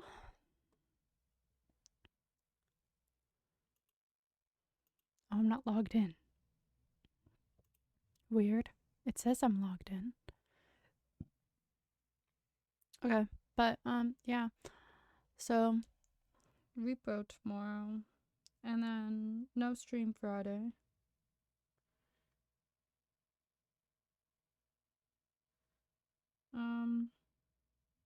Maybe a stream on Saturday. I'm not sure what we'd do though. Ba, ba, ba, ba, ba, ba.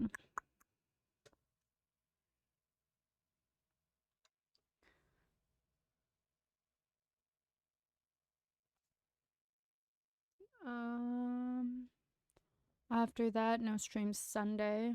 There will probably be a Monday stream. Not sure if we're gonna be reading or if we're gonna be doing a game day. So, yeah, that's the beginning into next week.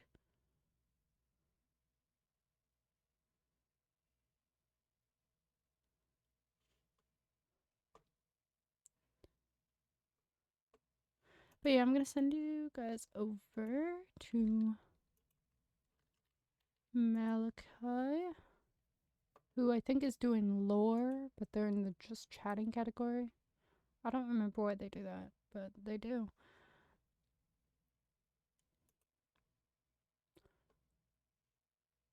I have quite enjoyed reading this. Can't wait to continue it on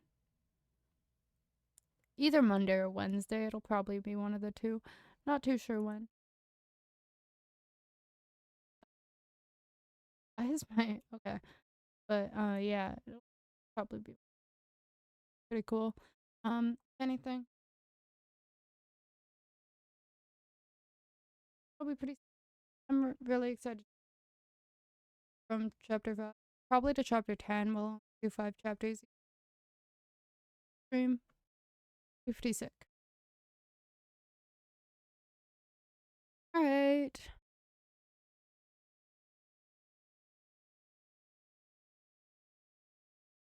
Bye, Jen. Enjoy.